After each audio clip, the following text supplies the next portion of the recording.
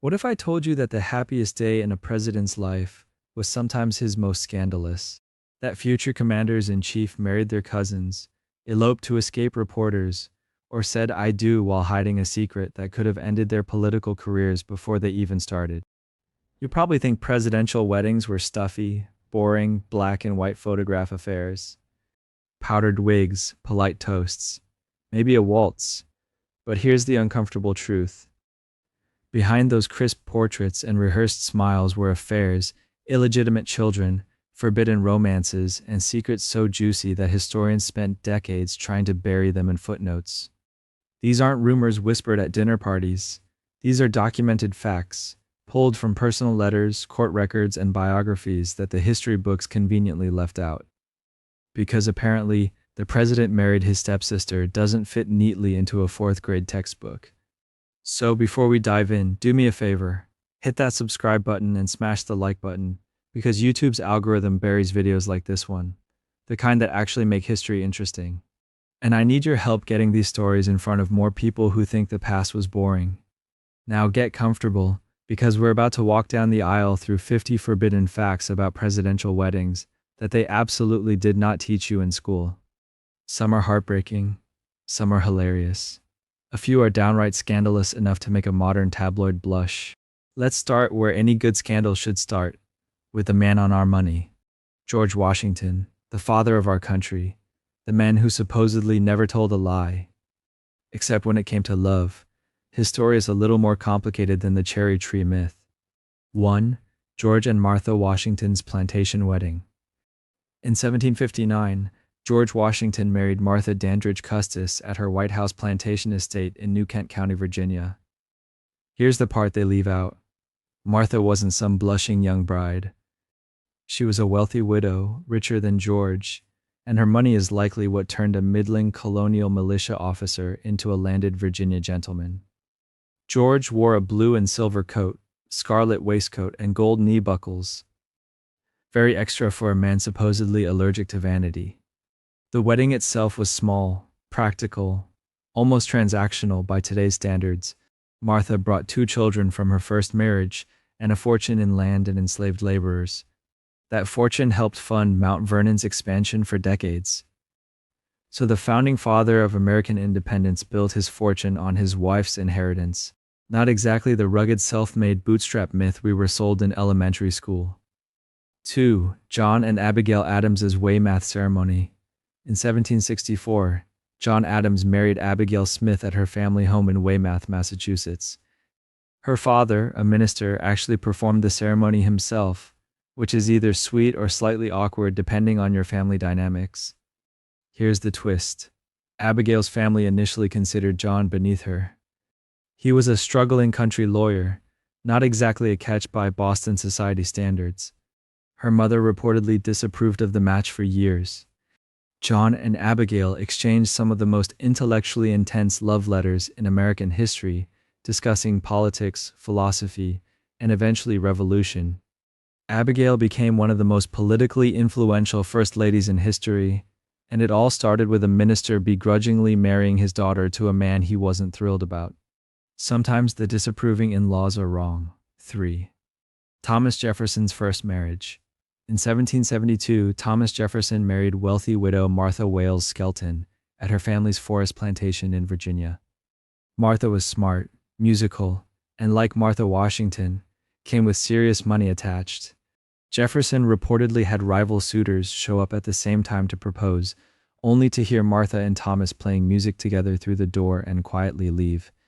Charming story, convenient story, possibly a story polished up after the fact, because Jefferson biographers loved a good legend.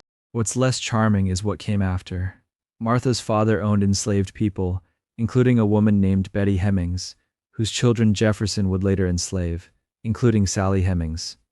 Martha died young, and Jefferson never remarried, but the household he inherited through this marriage shaped one of the most complicated and disturbing chapters in presidential history.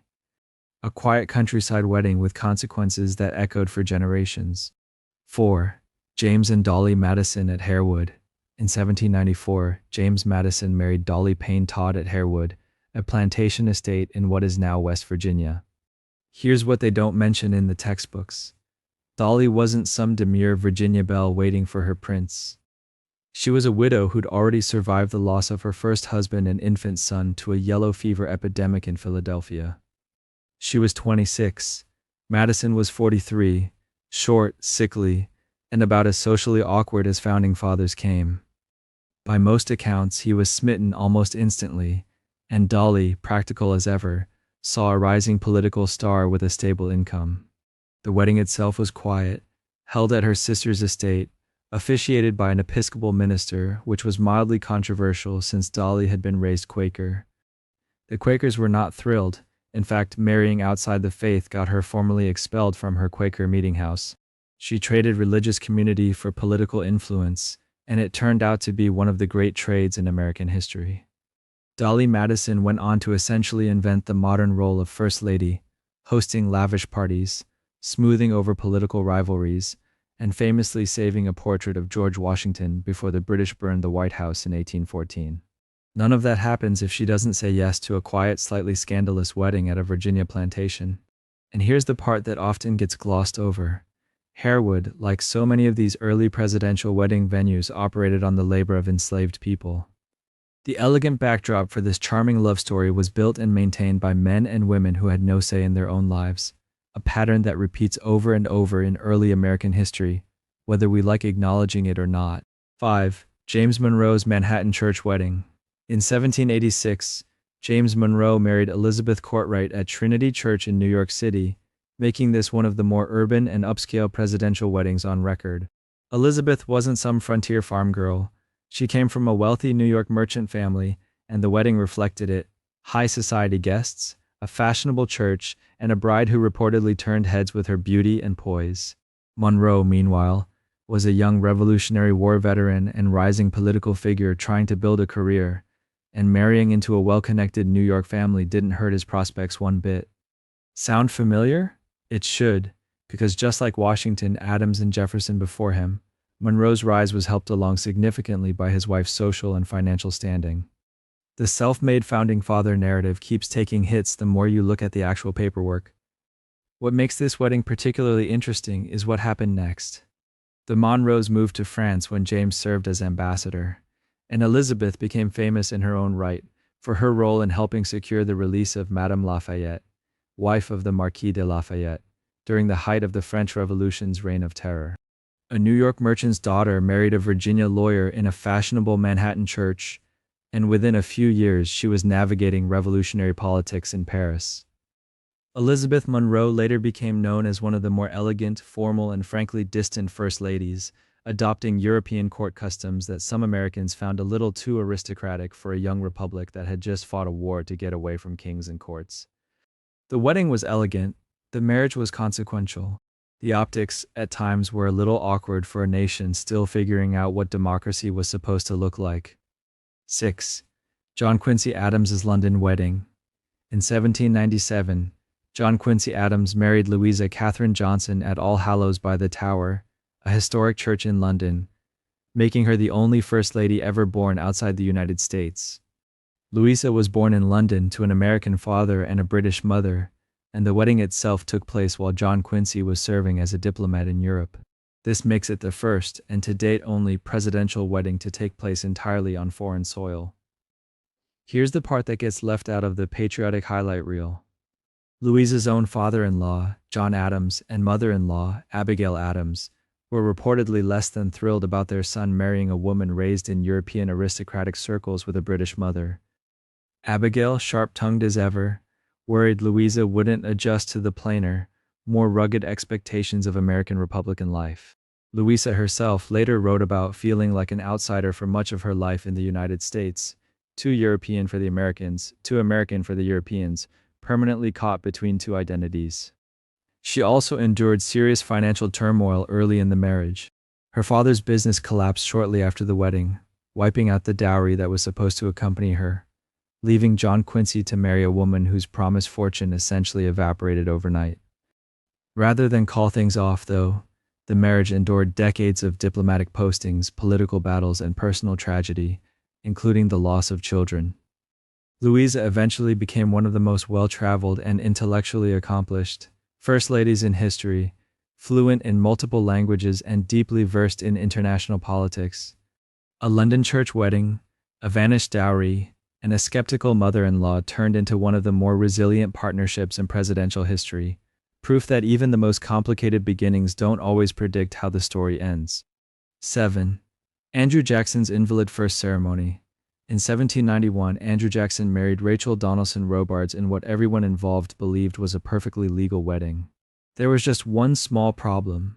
Rachel's divorce from her first husband, Lewis Robards, hadn't actually been finalized. Divorce law in the 1790s frontier territories was murky at best, and Rachel believed, based on what she'd been told, that the legal separation was complete. It wasn't.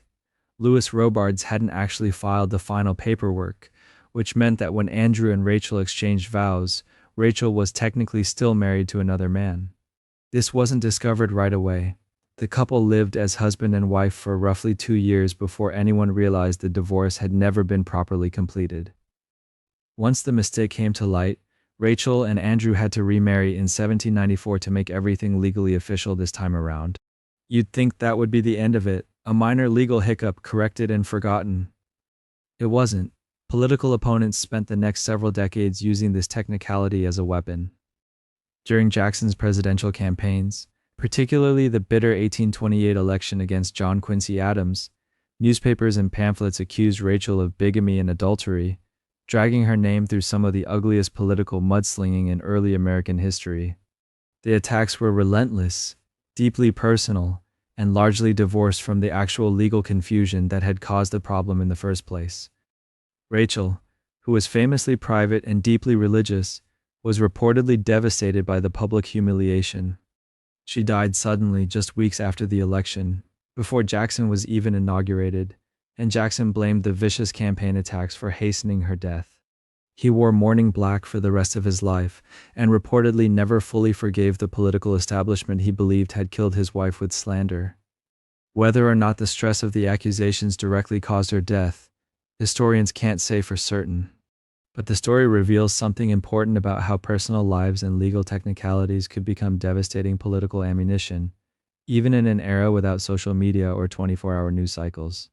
A paperwork error, a genuine misunderstanding about divorce law on the frontier, became one of the most brutal character assassination campaigns in American political history, and it happened to a woman who by most accounts never sought public life at all. Rachel Jackson never became First Lady. She never set foot in the White House. Her wedding, or rather her 2 weddings, became a cautionary tale about how quickly private confusion can be twisted into public scandal when the stakes are high enough. 8. Martin Van Buren's childhood sweetheart. In 1807, Martin Van Buren married Hannah Hose, and unlike so many of these politically calculated presidential unions, this one had roots that went back to actual childhood. Martin and Hannah grew up together in Kinderhook, New York, part of the same tight-knit Dutch-American community, and their families had known each other for generations. This wasn't a strategic alliance between rising political families or a marriage designed to secure land and connections. By most accounts, it was simply 2 people who had known each other their entire lives deciding to build one together. Hannah herself was described as quiet, devout, and deeply committed to her Dutch Reformed faith, someone who preferred a modest domestic life over the political theater that increasingly surrounded her husband as his career advanced. The marriage produced 4 sons, and by all surviving accounts, it was a genuinely happy one, refreshingly free of the scandal, financial calculation, or political maneuvering that colored so many other early presidential courtships. But the story doesn't get a fairy tale ending. Hannah died in 1819, nearly 2 decades before Martin Van Buren became president, meaning she never lived to see her husband occupy the highest office in the land. Van Buren himself never remarried, making him one of only a handful of presidents to serve without a wife by his side. This left a peculiar gap in the White House social structure, one that was eventually filled by his daughter-in-law, Angelica Van Buren, who stepped into hosting duties and social responsibilities typically handled by a First Lady. It's a quieter story than most on this list.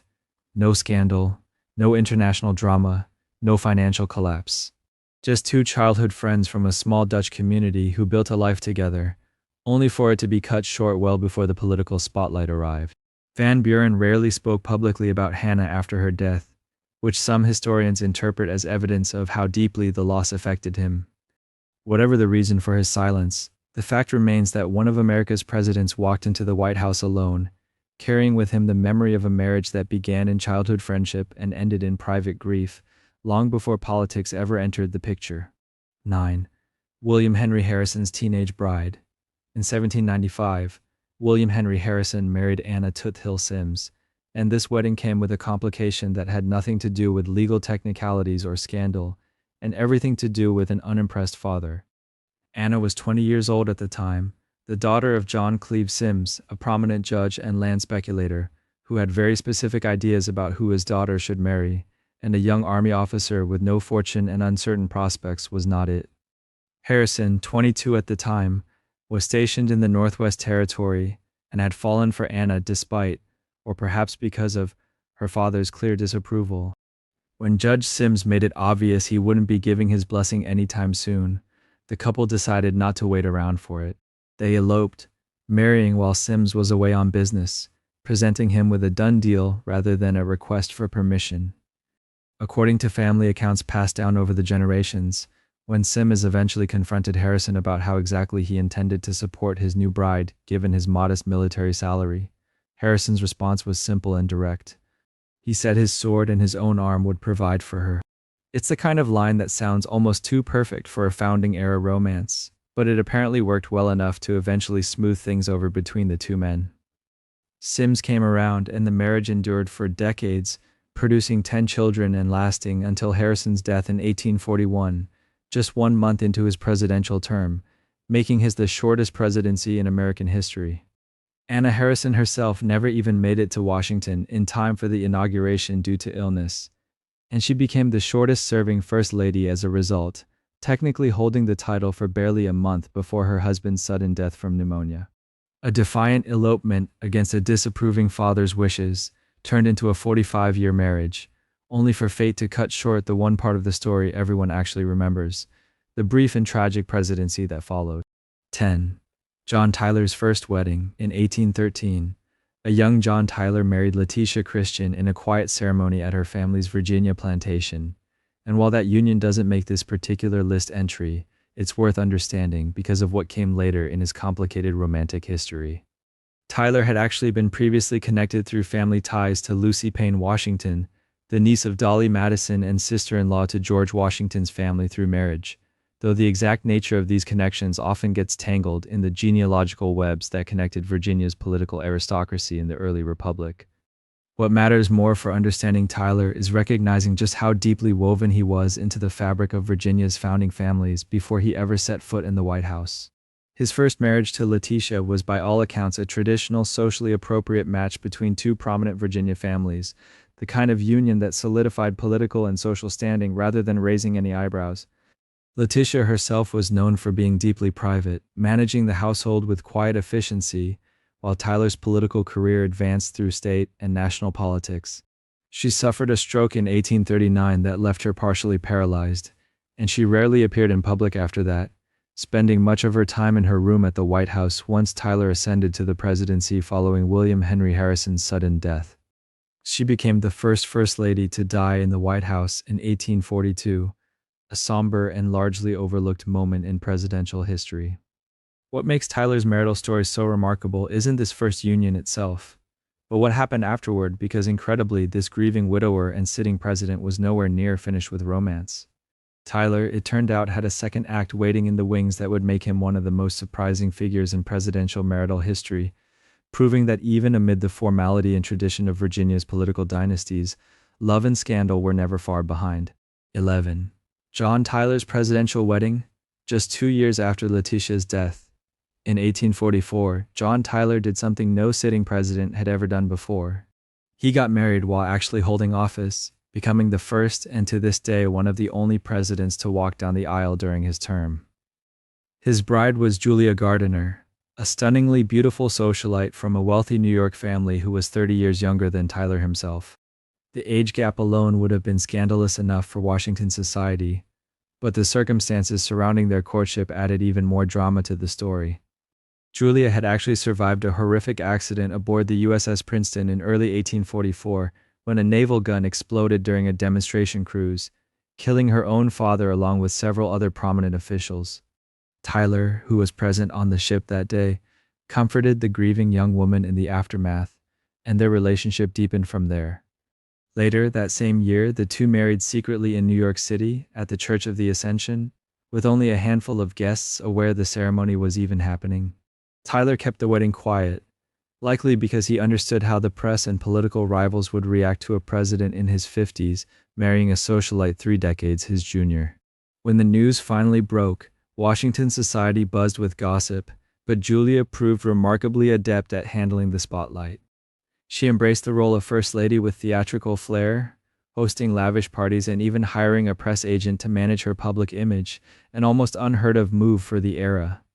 Their marriage produced 7 children, adding to the 8 Tyler already had from his first marriage, giving him a staggering 15 children total, more than any other president in American history. Despite the scandalous optics of their courtship and the significant age difference, by most historical accounts the marriage was a genuinely happy one that lasted until Tyler's death in 1862.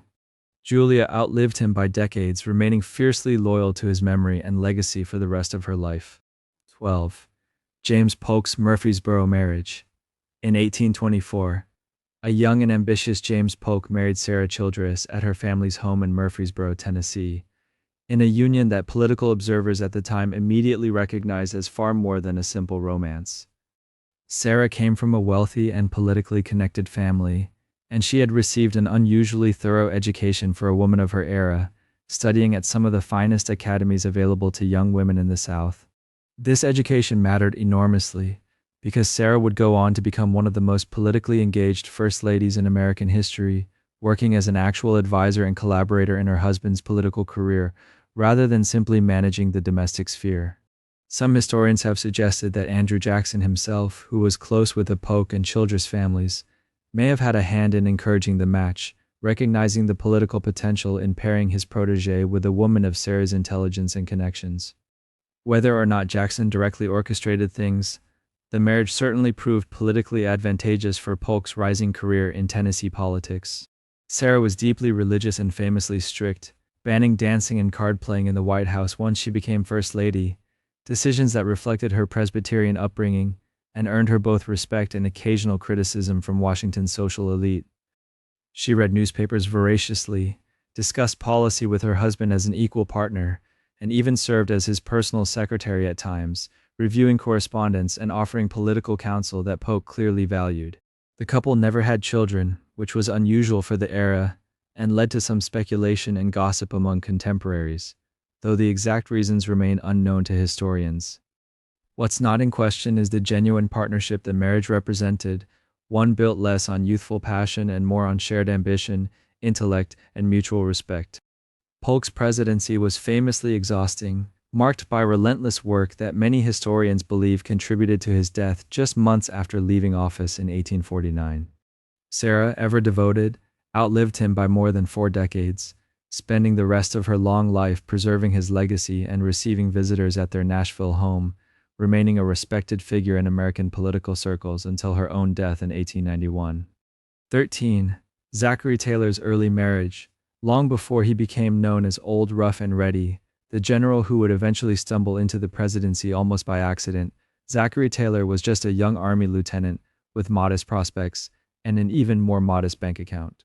In 1810, he married Margaret McCall Smith, a woman from a respected Maryland family who went by the nickname Peggy for most of her life. Their wedding took place near Louisville, Kentucky, in a ceremony that reflected the practical realities of military life rather than any grand political ambition. Nobody in that small gathering could have possibly imagined that the groom would one day occupy the White House, because at the time, Taylor's entire identity was built around soldiering, not statesmanship. He spent the following decades moving from outpost to outpost, fighting in the War of 1812, the Black Hawk War, and eventually the Mexican-American War, all while Peggy managed households that shifted locations almost as often as the seasons changed. She became remarkably skilled at adapting to frontier forts and rough military postings, a far cry from the polished salons of Washington society that later First Ladies would inhabit. Peggy Taylor was famously private, so much so that when her husband unexpectedly won the presidency in 1848, she reportedly had little enthusiasm for the role of First Lady and largely withdrew from public appearances, leaving many hosting duties to her daughter instead. Some accounts even suggest she prayed that her husband would lose the election, preferring the quieter life of a military wife to the scrutiny of national politics. Their marriage endured decades of separations, relocations, and the constant uncertainty that came with a career built on frontier warfare, yet by most accounts it remained a stable and devoted partnership throughout. Taylor's presidency itself was tragically brief, lasting only about 16 months before his sudden death in 1850, meaning Peggy's time as First Lady was similarly short-lived and largely spent out of the spotlight she never wanted in the first place. What makes their 1810 marriage worth remembering isn't scandal or political calculation, but rather how thoroughly ordinary it was for its time, two people building a life together with absolutely no expectation that history books would ever mention their names. It's a reminder that so many presidents started as regular people with regular weddings long before fate, war, or political maneuvering pushed them toward the highest office in the land. 14. Millard Fillmore and his former teacher. Millard Fillmore's path to marriage reads almost like something out of a modest 19th century novel, complete with a humble schoolhouse setting and a romance that developed slowly over years of genuine friendship. As a teenager growing up in rural New York with limited formal education, Fillmore enrolled at New Hope Academy hoping to improve his prospects, and it was there that he met Abigail Powers, a teacher just slightly older than him who quickly recognized his potential. Abigail came from a family that valued education deeply, and she herself was remarkably well-read for a woman of that era, having built an impressive personal library, despite the financial struggles her family faced after her father's early death. The two developed a connection built on shared intellectual curiosity, exchanging books and ideas long before any romantic feelings were acknowledged between them. Their courtship stretched on for years, partly because Fillmore needed time to establish himself financially before he could reasonably propose marriage, a common practical concern for young men of modest means during this period. Finally, in 1826, after years of patient waiting and steady correspondence, Millard Fillmore and Abigail Powers were married, uniting the former student and his former teacher in a partnership that would eventually carry them all the way to the White House. Abigail continued her love of learning throughout their marriage, and once Fillmore ascended to the presidency following Zachary Taylor's death in 1850, she made a decision that would leave a lasting mark on American history. Finding the White House without a proper library, something she considered almost unacceptable, Abigail successfully petitioned Congress for funds to establish the first White House library, filling its shelves with books, atlases, and periodicals for the benefit of future presidential families. This wasn't simply a personal indulgence, but a reflection of the values that had brought the couple together in the first place, a shared belief that education and books mattered deeply, even in the highest office in the land.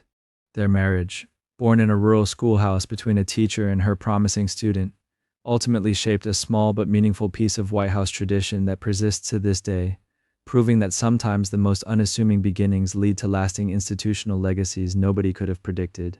15. Franklin Pierce's New Hampshire wedding. Franklin Pierce's marriage to Jane Appleton in 1834 brought together two people whose temperaments could hardly have been more different, setting the stage for what would become one of the more emotionally complicated presidential marriages in American history. The ceremony itself took place in Amherst, New Hampshire, a fitting location given Jane's deep roots in New England's academic and religious circles, her father having served as president of Bowdoin College. Jane was reserved, deeply devout, and famously uncomfortable with the rough and tumble world of American politics, while Pierce was gregarious, ambitious, and thoroughly at home in the smoke-filled rooms where political deals got made. From the very beginning, Jane made her feelings about her husband's political career abundantly clear. She despised it, viewing Washington as a den of moral corruption that threatened both her husband's character and her family's well-being. Despite her objections, Pierce's political rise continued steadily through the following decades, eventually leading to his nomination and election as president in 1852, an outcome that reportedly brought Jane more dread than celebration. Tragedy compounded the situation just weeks before Pierce's inauguration, when the couple's 11-year-old son Benjamin was killed in a horrific train accident that both parents witnessed firsthand. Jane became convinced this devastating loss was some form of divine punishment for her husband's political ambitions, a belief that plunged her into a deep depression from which she never fully recovered during their time in the White House. She spent much of her husband's presidency in mourning, rarely appearing in public and earning the unfortunate nickname, the Shadow of the White House, among Washington observers, who noted her near-constant absence. Pierce himself struggled throughout his presidency, and many historians point to this cascade of personal tragedy as one explanation for why his single term is often remembered as ineffective and overshadowed by growing sectional tensions over slavery. Their 1834 New Hampshire wedding had begun as a hopeful union between two young people from respected families, yet it ultimately became a case study in how personal grief and political ambition can collide in ways that reshape not just a marriage, but potentially the course of a presidency itself.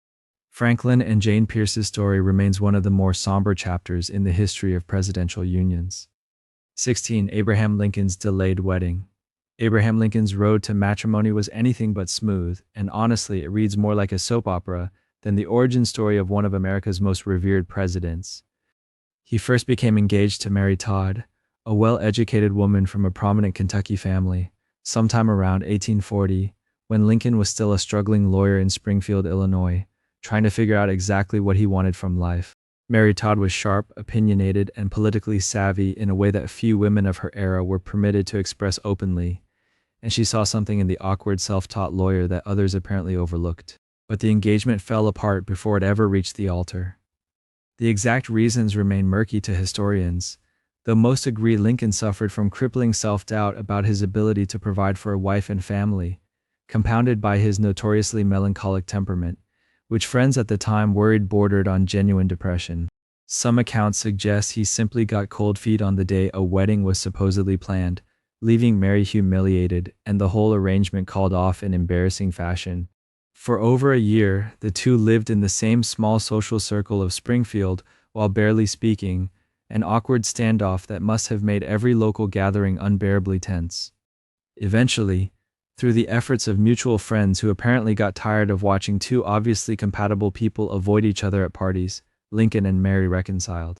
In November of 1842, they married in a hastily arranged ceremony at the Springfield home of Mary's sister, with so little advance planning that Lincoln reportedly told a friend earlier that same day he wasn't entirely sure what he was doing. Despite this rocky and uncertain beginning, the marriage endured through the tremendous pressures of Lincoln's rise to the presidency, the outbreak of the Civil War, and the devastating loss of two of their sons. Mary Todd Lincoln became a complicated and often controversial figure as First Lady, criticized for her spending habits and emotional volatility. Yet Lincoln himself remained devoted to her throughout their marriage, often referring to her affectionately, even during his most stressful days in the White House. Their union, born from a broken engagement and reassembled almost as an afterthought, ultimately became one of the most consequential marriages in American history, one that placed a deeply complex partnership at the very center of the nation's greatest crisis. 17. Andrew Johnson's teen marriage. Andrew Johnson's wedding might be the most starkly practical union among all the presidents, born not from courtship or romance but from sheer economic necessity in the hardscrabble world of frontier Tennessee. In 1827, Johnson, an 18-year-old tailor's apprentice, with almost no formal schooling, married 16-year-old Eliza McCardle in the small town of Greenville, Tennessee, where both had grown up in modest circumstances. What makes their marriage particularly remarkable isn't the age gap, which was unremarkable for the period, but rather the fact that Eliza became, by most historical accounts, the primary force behind Johnson's education. Johnson could barely read or write competently when they married, a significant handicap for a young man trying to build any kind of future. And it was Eliza who reportedly taught him basic reading, writing, and arithmetic skills during their early years together while he ran his tailoring business. She essentially functioned as both wife and tutor, patiently working with him during evenings, after long days of manual labor, gradually transforming an undereducated tradesman into someone capable of eventually entering politics. This foundation Eliza provided proved absolutely essential, because without those basic skills, Johnson's later political career, first as a local alderman, then mayor, then congressman, senator, and eventually president following Lincoln's assassination, would have been utterly impossible. Their marriage weathered enormous hardship over the following decades, including the Civil War years when Johnson remained a staunch Unionist, despite living in Confederate Tennessee, forcing Eliza and their children to flee their home amid threats and hostility from Confederate sympathizers who viewed Johnson as a traitor to the South. By the time Johnson unexpectedly became president after Lincoln's death in 1865, Eliza's health had deteriorated significantly, likely from tuberculosis, leaving her largely confined and unable to perform typical First Lady duties, a role that fell instead to their daughter Martha. Despite her illness, Eliza remained sharp and reportedly still offered political advice to her husband during his tumultuous presidency, one marked by fierce conflict with Congress and an impeachment trial that Johnson survived by a single vote. Their 1827 wedding in Greenville began as two teenagers from modest backgrounds with almost nothing to their names, yet it produced a partnership built on mutual investment in each other's growth, ultimately proving that some of the most consequential presidential marriages started with the humblest and most unassuming beginnings imaginable. 18. Ulysses and Julia Grant at Whitehaven. Ulysses S. Grant's marriage to Julia Dent carries a certain irony that historians still find fascinating, given that Grant would later become the general who helped crush the Confederacy, yet his wife's family were slaveholders who owned the very estate where their wedding took place. The couple first met when Grant, then a young Army lieutenant fresh out of West Point, was stationed near St. Louis and became friends with Julia's brother, a fellow cadet who invited him to visit the family's plantation home known as Whitehaven. Julia Dent came from a slaveholding family of considerable local standing, and their courtship developed slowly over several years, complicated significantly by Grant's military assignments that repeatedly pulled him away, including a lengthy deployment during the Mexican-American War that separated the couple for years at a time. Despite these long absences and the uncertainty that came with a soldier's unpredictable career, the two remained committed to each other through frequent letters, and in 1848, following Grant's return from the war, they finally married at Whitehaven, the very estate where their courtship had first blossomed. The wedding itself was a modest military affair, attended by fellow officers who had served alongside Grant, some of whom would later find themselves on opposing sides of the Civil War that reshaped the nation. What followed for the young couple was anything but stable, as Grant struggled through a series of failed business ventures and painful periods of poverty in the years before the war, forcing Julia to endure hardships far removed from the comfortable plantation life she'd known growing up. The Civil War transformed everything, propelling Grant from obscurity to become the Union's most celebrated general, and eventually the 18th President of the United States. Julia Grant embraced her role as First Lady with genuine enthusiasm, unlike some of her more reluctant predecessors, and she later wrote candidly in her memoirs about her happiness during those White House years. Yet the deeper irony remains impossible to ignore. A man who fought to preserve the Union and oversee the end of slavery had married into a family whose wealth was built on the institution he ultimately helped dismantle, a contradiction that adds an uncomfortable but historically important layer to their otherwise devoted 40-year marriage that began at Whitehaven in 1848. 19. Rutherford and Lucy Hayes's Cincinnati ceremony. Rutherford B. Hayes's wedding stands out among 19th-century presidential marriages for how genuinely happy and uncomplicated it appears to have been, a refreshing change of pace after Lincoln's broken engagement drama and Johnson's teenage economic necessity. Hayes met Lucy Webb through his mother, who had actually pushed for the match years earlier, when Lucy was still a teenager attending Ohio Wesleyan Female College, one of the earliest institutions in the country to grant women a formal college education. Lucy was intelligent, deeply religious, and had strong opinions about social issues including abolition, which aligned perfectly with Hayes's own developing political sensibilities as a young lawyer building his career in Cincinnati. Their courtship developed over several years with what historians describe as genuine mutual affection, rather than the calculated arrangements common among the era's elite families, and by December of 1852, they were ready to marry. The ceremony took place at the Webb family home in Cincinnati, a modest but warm affair surrounded by family rather than the political spectacle that would define so many later White House weddings. What makes this marriage particularly notable is Lucy Webb Hayes's later legacy as First Lady, where she became known as Lemonade Lucy for banning alcohol from White House functions, a decision rooted in the same moral conviction that had defined her character since Hayes first fell for her as a young woman with strong principles.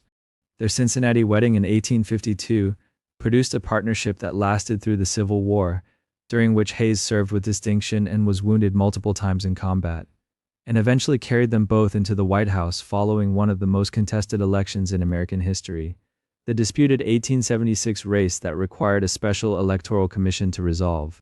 Through all of it, from the modest Cincinnati ceremony to the highest office in the land, Lucy remained the same principled woman Hayes had fallen for in Ohio, proving that sometimes the simplest weddings produce the most stable and enduring foundations. 20. James Garfield's college romance. James Garfield's path to marriage began in the classroom rather than the parlor, which makes sense given that Garfield would go on to become one of the most academically accomplished men to ever hold the presidency, a former college professor and university president before he ever entered politics. He met Lucretia Rudolph while both were students at the Western Reserve Eclectic Institute in Hiram, Ohio, a small school with big ambitions that would later become Hiram College.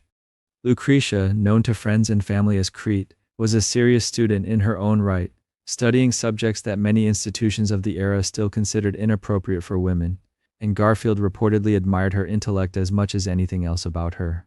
Their courtship, however, was neither swift nor entirely smooth, stretching across several years complicated by long separations, Garfield's own uncertainty about his feelings, and what later letters suggest was a genuine period of doubt on both sides about whether they were truly suited for marriage. Garfield at one point became infatuated with another woman entirely, a complication that delayed things further and left Lucretia waiting through an uncomfortable stretch of ambiguity before Garfield finally committed. Despite these hesitations, the two married in November of 1858 in Hiram, Ohio, the same small town where their intellectual courtship had first taken root years earlier.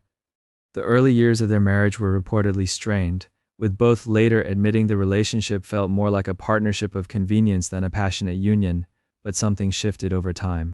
By the 1870s, their letters reveal a couple who had genuinely fallen in love with each other well after the wedding itself, a rare and touching reversal of the usual romantic timeline. Garfield's assassination in 1881, just months into his presidency, cut short what had become by all accounts a deeply devoted marriage, leaving Lucretia a widow who spent decades afterward carefully protecting and shaping her husband's legacy. Their Hiram, Ohio wedding in 1858 began as an uncertain match between two serious-minded students and ultimately grew into one of the more quietly moving love stories among the presidents, proof that some marriages take their time finding their footing. 21. Chester Arthur's New York church wedding. Chester A. Arthur's wedding carries an especially bittersweet quality when viewed through the lens of history, since his wife Ellen Herndon, known affectionately as Nell, would not live to see him become president at all. Arthur met Ellen through mutual social connections in New York, where he was building a career as a lawyer with ambitions that would eventually pull him into the machinery of Republican Party politics. Ellen came from a prominent Virginia family with a rich musical background, and she was known for her beautiful singing voice, often performing at both private gatherings and public church events, a talent that reportedly captivated Arthur from early in their courtship. The two married in October of 1859 at Calvary Episcopal Church in New York City, a formal and fashionable ceremony befitting Arthur's rising social standing among the city's professional class. Their marriage produced 3 children, though tragedy struck early when their first son died in childhood, a loss that reportedly affected both parents deeply and cast a lingering shadow over their otherwise comfortable domestic life. Arthur's political career advanced steadily through patronage positions in New York, eventually landing him the vice presidential nomination alongside James Garfield in 1880, a ticket that improbably placed Arthur just one heartbeat away from the presidency. Ellen, however, died suddenly in January of 1880, before the election even took place, succumbing to pneumonia after being caught in a rainstorm while waiting for a carriage in New York City. She never saw her husband elected vice president, and she certainly never saw him ascend to the presidency after Garfield's assassination the following year. Arthur was reportedly devastated by her death, and as president he kept fresh flowers placed daily before her portrait in the White House, a quiet and consistent ritual of mourning that staff noted throughout his time in office. He never remarried, and his sister Mary McElroy stepped in to serve as White House hostess in Ellen's absence. Their 1859 wedding at Calvary Episcopal Church had been a joyful beginning full of music and promise, Yet it stands today as one of the more melancholy footnotes in presidential history, a marriage cut short just before its most significant chapter would have unfolded. 22. Grover Cleveland's White House wedding. And speaking of presidents whose personal lives took unexpected turns while they held the nation's highest office, nothing quite compares to what happened inside the White House itself in June of 1886. Grover Cleveland remains to this day the only president ever married in the White House, and the story behind that ceremony is stranger than most people realize.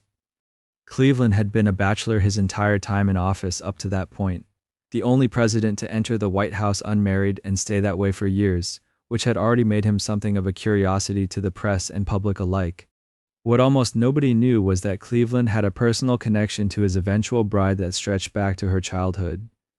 Frances Folsom was the daughter of Oscar Folsom, Cleveland's former law partner, and after Oscar died in a carriage accident, Cleveland became the informal guardian of young Frances, even purchasing her first baby carriage as a family friend. He stayed involved in her upbringing for years, corresponding with her throughout her time at Wells College, and somewhere along the way that guardianship quietly transformed into courtship, a shift the public had no idea was happening.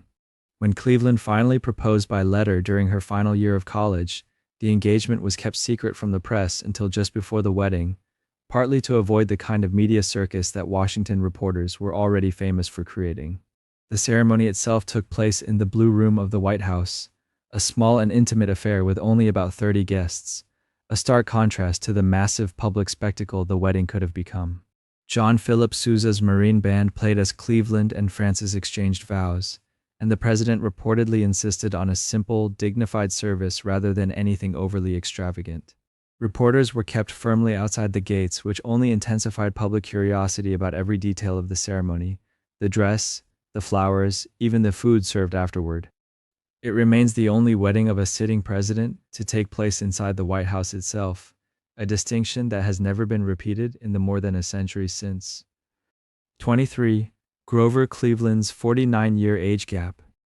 And speaking of details the press could not stop obsessing over, the age difference between Cleveland and his new bride became an enormous story in its own right.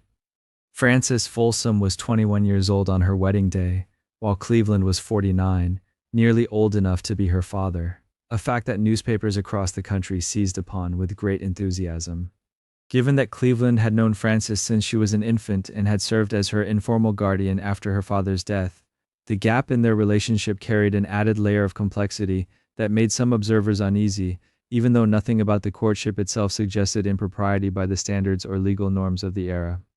Cleveland had waited until Frances graduated college and reached adulthood before pursuing anything resembling romance, and their correspondence during her college years reads as warm and paternal rather than romantic, at least until her final year, when the tone noticeably shifted. Once the engagement became public, the age gap became fodder for editorial cartoons and gossip columns, with commentators debating whether the match was appropriate given how long Cleveland had known her as a child. Frances herself seemed entirely undeterred by the public chatter, and by all historical accounts she entered the marriage with genuine affection and confidence rather than any sense of pressure or obligation.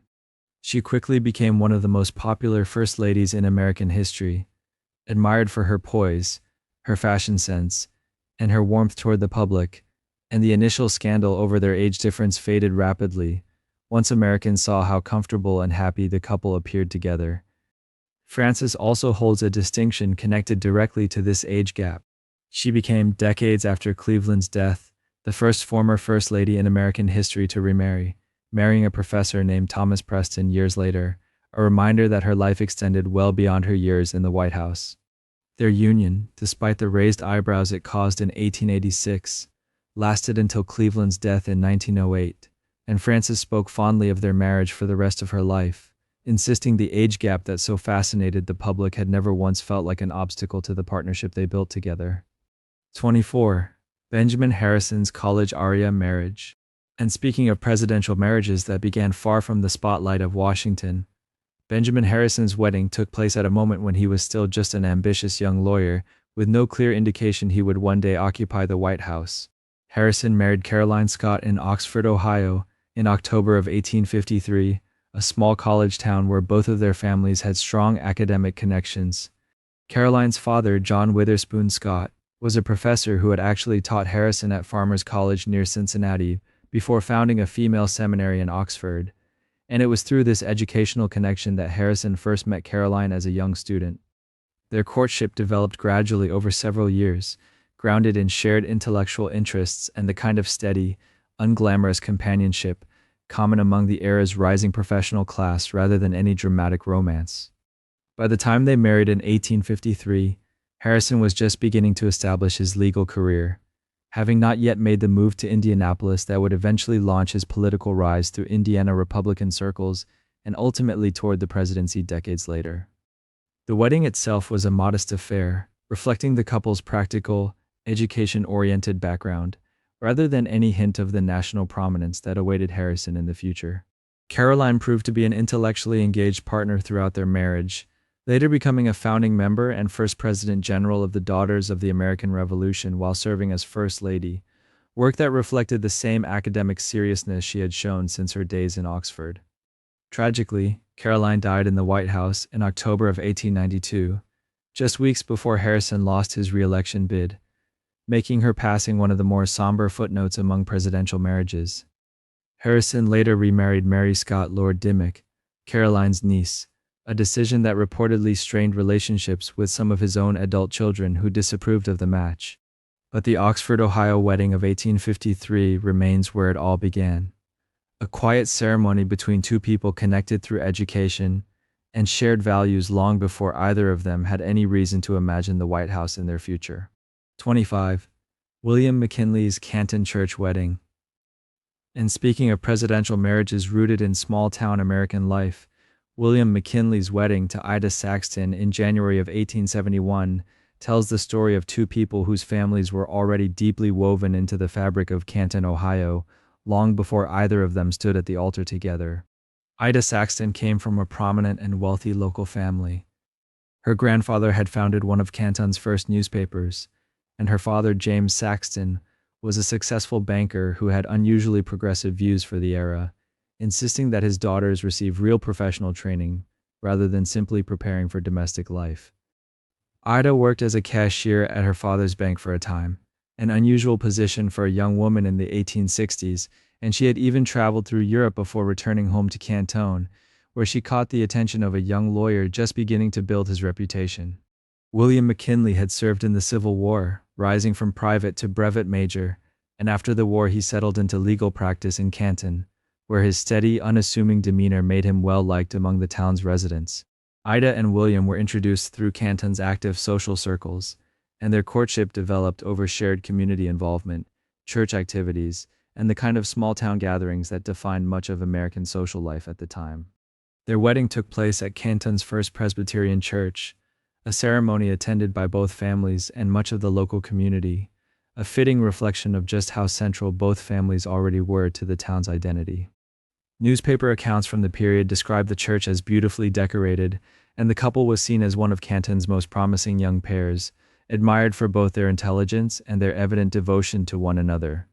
What almost nobody in that church could have predicted was the tragedy that would eventually follow. 2 daughters were born to the couple, but both died in early childhood, losses that devastated Ida and left her with lasting health complications, including epilepsy, that would affect her for the rest of her life. William McKinley became famous for his extraordinary devotion to Ida, despite her fragile health often breaking with the formal protocols of Washington society to sit beside her rather than across from her at state dinners, ensuring he could tend to her if she experienced a seizure in public. Their Canton wedding in 1871 marked the beginning of a marriage that would eventually place Ida in the White House as First Lady, though her chronic illness meant she rarely performed the public duties typically expected of that role. McKinley's assassination in 1901 ended their marriage far sooner than anyone in that Canton church could have imagined, but those who knew the couple often pointed back to their wedding day as the true beginning of a devotion that never wavered, even through decades of hardship most Americans at the time never fully understood. 26. Theodore Roosevelt's London second marriage. And speaking of presidential weddings that took place an ocean away from American soil, Theodore Roosevelt's second marriage carries a story shaped heavily by grief, distance, and a chapter of his life many Americans know surprisingly little about. Roosevelt's first wife, Alice Hathaway Lee, died in 1884, only 2 days after giving birth to their daughter, and in a devastating coincidence, Roosevelt's mother died in the very same house on the very same day. The double loss shattered Roosevelt so completely that he rarely spoke of Alice again for the rest of his life, even omitting her from his own autobiography decades later. He retreated to the Dakota Territory, throwing himself into ranching and hard physical labor as a way of processing grief that friends said nearly broke him entirely. It was during this period of mourning that Roosevelt reconnected with Edith Caro, a childhood friend he had known since he was a young boy growing up in New York. Edith and Theodore had actually been close as children, and some historians believe there had been an unspoken affection between them even before his first marriage, though nothing came of it at the time. Their renewed relationship developed quietly, and by 1886 Roosevelt had decided to marry Edith, choosing to hold the ceremony not in New York, but in London, where Edith happened to be staying with family at the time. The wedding took place at St. George's Church in Hanover Square, a fashionable and historic London venue known for hosting society weddings, giving the ceremony an elegant, almost aristocratic backdrop far removed from Roosevelt's rugged cowboy years out west. Roosevelt's close friend Cecil Spring Rice served as best man, a friendship that would later carry diplomatic significance when Spring Rice became British ambassador to the United States during Roosevelt's presidency. The couple honeymooned across Europe for several months before returning to the United States, where Edith stepped into a role that included not only marriage to Roosevelt, but also raising his young daughter from his first marriage alongside the children they would go on to have together. Edith proved to be an extraordinarily capable partner throughout Roosevelt's rise to the presidency, managing the White House with quiet efficiency and remarkable organizational skill that historians often credit with helping stabilize Roosevelt's notoriously energetic and chaotic household. Their London wedding in 1886 marked a quiet turning point, transforming a grieving widower and struggling rancher into a man who would go on to reshape the American presidency itself. 27. William Taft's Cincinnati wedding. And speaking of marriages built on genuine intellectual partnership, William Howard Taft's wedding to Helen Herron in June of 1886 reflected a relationship defined as much by shared ambition as by affection. Nellie, as she was known throughout her life, came from a well-established Cincinnati family with strong political connections, and she had grown up with an unusually direct exposure to national politics. As a young woman, she had actually visited the White House during the Hayes administration, and family stories suggest that experience left her with an early, half-joking declaration that she intended to marry a future president one day. Nellie was known for her sharp intelligence, her passion for literature and music, and an ambition that many of her contemporaries considered remarkably bold for a woman of her era. She and William Taft grew close through Cincinnati's intellectual social circles, bonding over shared interests in books, current events, and long philosophical discussions that friends said could stretch late into the evening. Taft, still a young lawyer working his way up through Ohio's legal and judicial system at the time, found in Nellie a partner who pushed him intellectually and encouraged his ambitions rather than simply supporting them passively from the sidelines. Their wedding took place in Cincinnati, surrounded by family and friends who had watched both of them grow up in the city's tightly connected social circles. From the very beginning of their marriage, Nellie made clear that she had little interest in a quiet domestic life, instead pushing her husband toward greater public service, even when Taft himself expressed hesitation, since his own preference at various points leaned toward a quieter judicial career rather than the rough and tumble of elected politics. It was largely Nellie's persistent encouragement that helped steer Taft toward the political path that eventually led to the presidency, a fact Taft himself openly acknowledged throughout his life. Once in the White House, Nellie became known for her active involvement in policy discussions, breaking from tradition by riding beside her husband during his inaugural parade, rather than watching from the sidelines as previous First Ladies had done.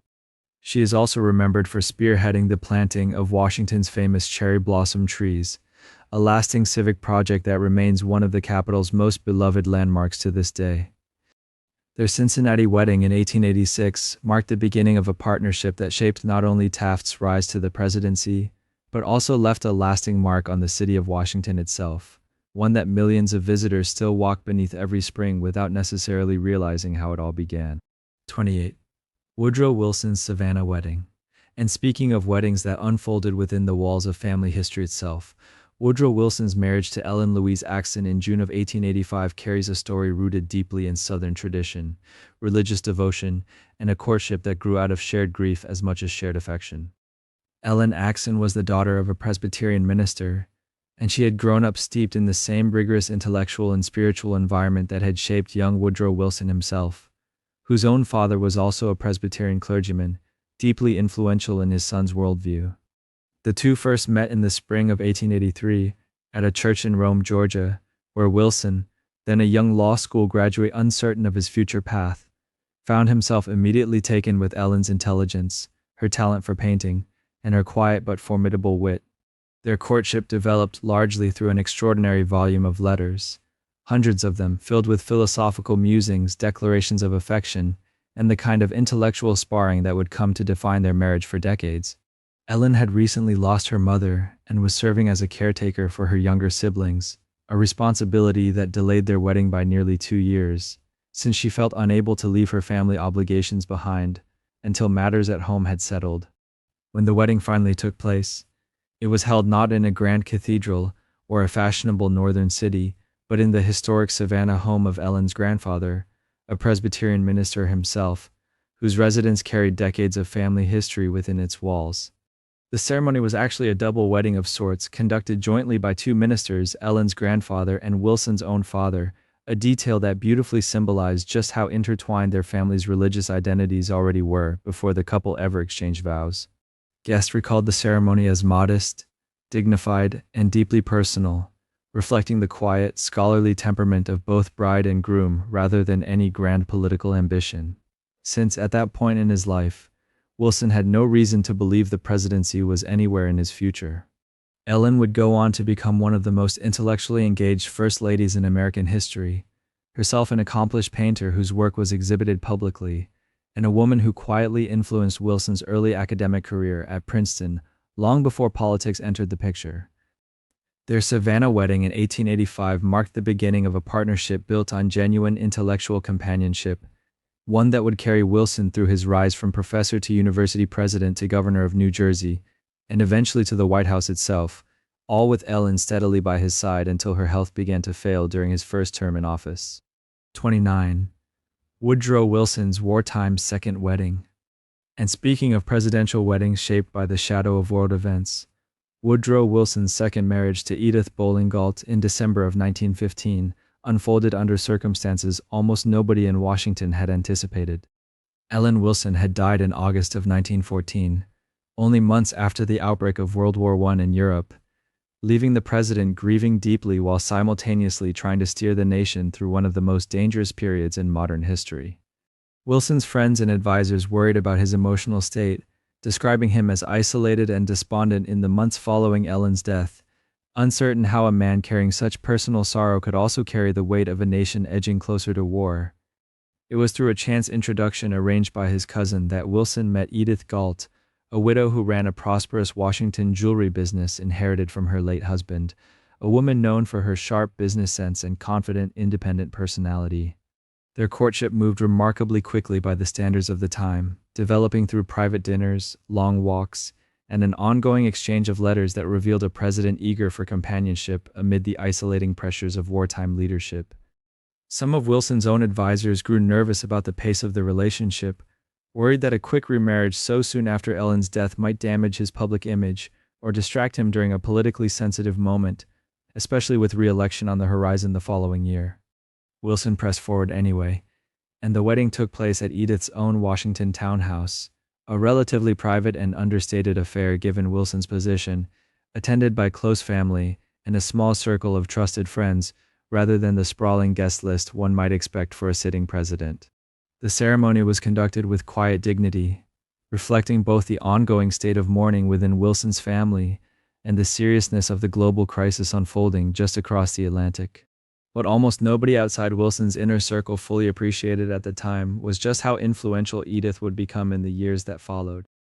When Wilson suffered a severe stroke in 1919 while campaigning for the League of Nations, Edith effectively managed access to the president, controlling communications and decisions during his incapacitation to a degree that some historians have since described as an unofficial and unprecedented degree of presidential authority exercised by a first lady. Their wartime wedding in 1915 marked the beginning of a partnership that would carry Wilson through the final, most consequential years of his presidency, including the end of World War I and the bitter, unsuccessful fight to bring the United States into the League of Nations he had championed so passionately. 30. Warren Harding's older bride. And speaking of marriages that defied the social conventions of their era, Warren G. Harding's wedding to Florence Kling in July of 1891 tells the story of a partnership that raised eyebrows throughout Marion, Ohio, long before either of them had any connection to national politics. Florence Kling was 5 years older than Harding, a divorced single mother raising a young son on her own, a status that carried considerable social stigma in small-town America during the late 19th century. She came from a prominent and wealthy Marion family, though her relationship with her own father had grown deeply strained after he disapproved of her first marriage and later disowned her entirely, when she divorced her first husband and returned home pregnant. Florence supported herself and her son by giving piano lessons, developing along the way a fierce independence and sharp business instinct that would later prove essential to her husband's rise in both journalism and politics. Warren Harding, meanwhile, was a young newspaper owner in Marion, struggling to keep his fledgling publication, the Marion Star, financially afloat amid stiff competition from rival papers in the small Ohio town. Florence took a direct interest in Harding's newspaper business almost immediately after their courtship began, offering blunt financial advice and organizational skills that Harding himself openly credited with saving the paper from collapse. Her father was so opposed to their relationship that he reportedly refused to speak to Florence for years following the wedding, viewing Harding as an unsuitable match for reasons that ranged from Harding's modest finances to unfounded rumors questioning his ancestry that circulated through town gossip at the time. Despite this considerable family opposition, Florence and Warren proceeded with their wedding, held in the newly built home Harding had constructed himself in Marion, a modest but symbolically significant setting representing the couple's determination to build their own future independent of her father's approval. Guests at the ceremony noted the unusual dynamic between the couple even then, with Florence clearly the more assertive and strategically minded of the two, a pattern that would define their relationship for the rest of their lives together. Florence became deeply involved in managing the Marion Star's business operations after the wedding, essentially running the financial side of the paper while Harding focused on writing, socializing, and cultivating the political connections that would eventually launch his career. Florence's ambition and organizational drive proved instrumental in Harding's rise through Ohio politics and ultimately to the presidency itself, with many historians crediting her business acumen and political instincts as decisive factors in his success. Their unconventional 1891 wedding, controversial and quietly scandalous by the standards of small-town Ohio society, marked the beginning of a partnership that would carry an unlikely newspaper publisher all the way to the White House. 31. Calvin Coolidge's Burlington home wedding. And speaking of weddings that took place far from the trappings of political ambition, Calvin Coolidge's marriage to Grace Goodhue in October of 1905 unfolded in the modest comfort of her family's home in Burlington, Vermont, a setting that perfectly captured the understated New England temperament both bride and groom carried with them throughout their lives. Grace Goodhue was a graduate of the University of Vermont and worked as a teacher at the Clark School for the Deaf in Northampton, Massachusetts, where Coolidge had settled to practice law after finishing his own education. Their meeting has become one of the more charming anecdotes in presidential courtship lore, as Grace reportedly first noticed Coolidge through an open window while he was shaving, wearing nothing but long underwear and a hat, a sight that apparently amused rather than deterred her. Coolidge himself was famously reserved, a man of few words whose dry wit often went unnoticed by those who didn't know him well, yet Grace's warmth and sociability seemed to draw him out in ways few others could manage. Their courtship proceeded quietly over roughly a year, marked by long walks and the kind of understated New England romance that rarely made headlines even in local papers. When the wedding day arrived, the ceremony was held in the Goodhue family's comfortable but unpretentious home, attended only by close family members and a handful of friends, entirely befitting the frugal private nature that would come to define Coolidge's public persona for the rest of his political career. There was no lavish reception, no extended guest list of dignitaries, just a small gathering reflecting the values of thrift and modesty that Vermont culture prized so highly. Grace's parents were reportedly less than enthusiastic about the match at first, viewing the young lawyer as somewhat awkward and unremarkable, though Coolidge's quiet determination and obvious devotion to their daughter eventually won them over. Following the wedding, Grace largely stepped back from her own teaching career to support her husband's political rise, first through the Massachusetts state legislature, then the governorship, and eventually the vice presidency under Warren Harding. Grace Coolidge would go on to become one of the more beloved first ladies of the era, known for her warmth, humor, and ease with the public, qualities that offset her husband's notoriously taciturn public image and earned her the affectionate nickname Sunshine among White House staff. Their Burlington wedding in 1905, quiet and unassuming as it was, marked the beginning of a partnership that would carry Coolidge through the sudden and unexpected transition to the presidency following Harding's death in 1923, a moment history remembers as Coolidge being sworn in by his own father, a rural notary public, by the light of a kerosene lamp in the family homestead, a scene of simplicity that echoed the very wedding that had begun their life together nearly 2 decades earlier. 32. Herbert Hoover's Quaker ceremony. And speaking of weddings shaped by shared intellectual pursuits rather than political calculation, Herbert Hoover's marriage to Lou Henry in February of 1899 reflected a partnership built on common academic ground long before either of them had any inkling of the presidency in their future. Lou Henry had studied geology at Stanford University, one of the very few women in the country pursuing such a field at the time, and it was there that she first met Herbert Hoover, a fellow geology student whose quiet ambition and technical mind matched her own scientific curiosity.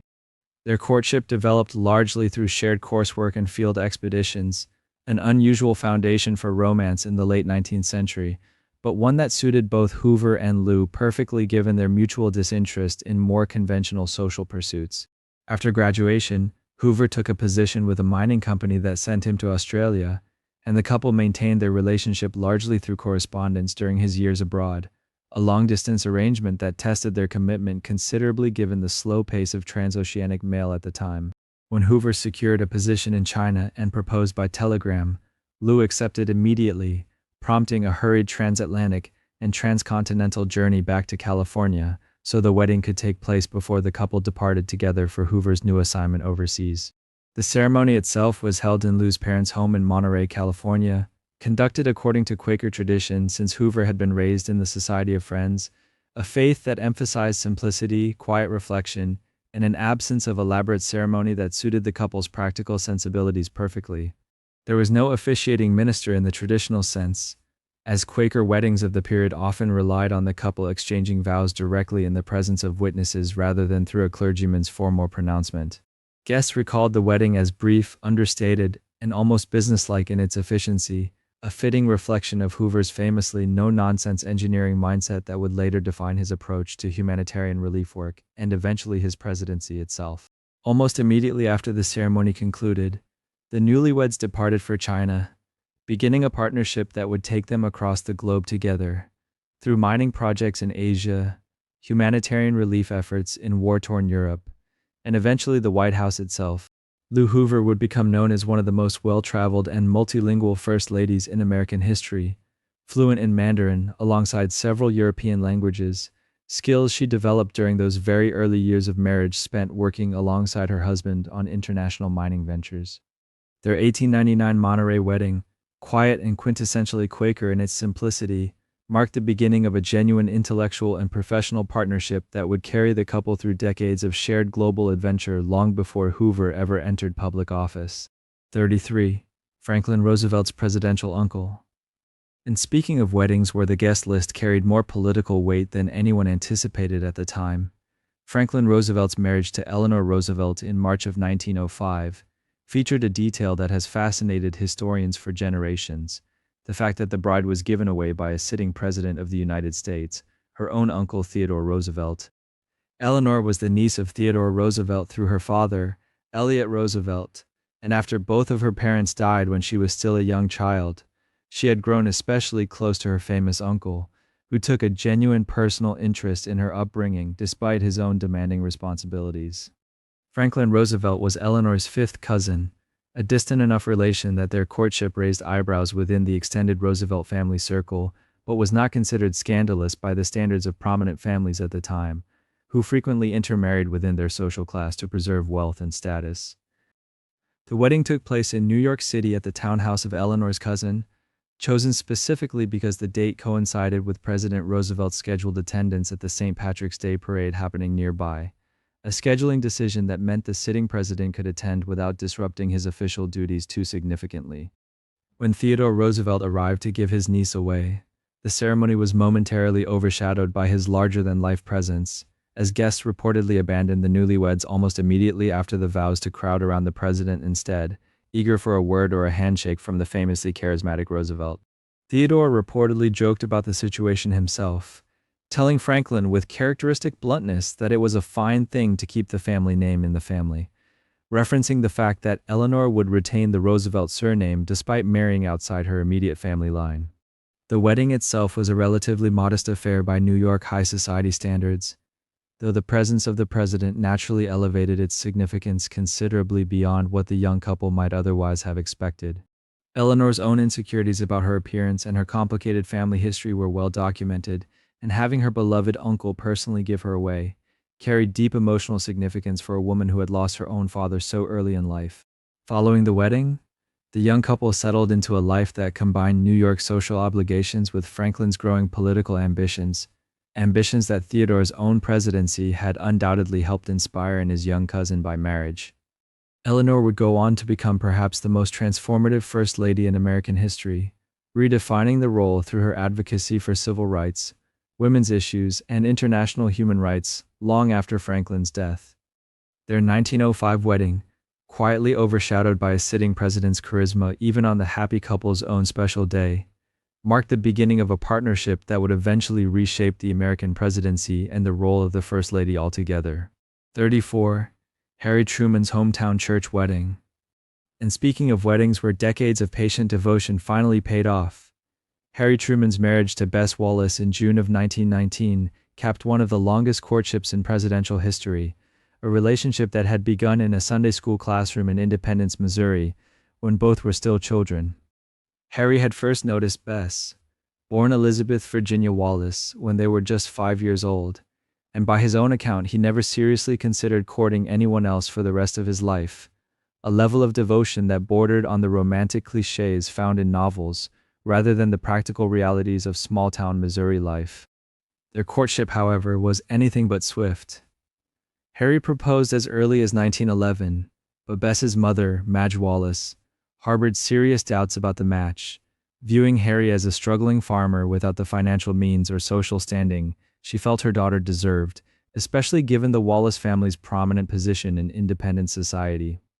Complicating matters further was the tragic and scandalous death of Bess's father, David Wallace, who had taken his own life years earlier, a private family wound that made Madge Wallace even more protective and cautious about her daughter's future prospects. Harry spent years working the family farm in Grandview, Missouri, then went off to fight in World War I as an artillery officer, all while continuing to write Bess letters that numbered in the hundreds, patient correspondence that slowly wore down whatever resistance remained to the match. When Harry finally returned from the war, he wasted little time formalizing what had already been settled in his heart for over a decade, and the couple were married at Trinity Episcopal Church in Independence, a modest limestone building that still stands today as a testament to the unpretentious values both bride and groom carried with them throughout their lives.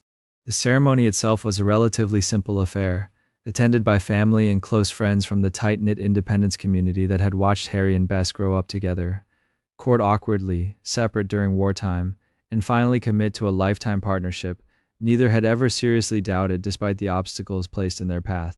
Following the wedding, the couple honeymooned briefly before returning to Missouri, where Harry attempted a career in the haberdashery business that ultimately failed, a financial setback that pushed him toward the political career that would eventually carry him to the vice presidency, and then, following Franklin Roosevelt's sudden death, the presidency itself during one of the most consequential periods in American history.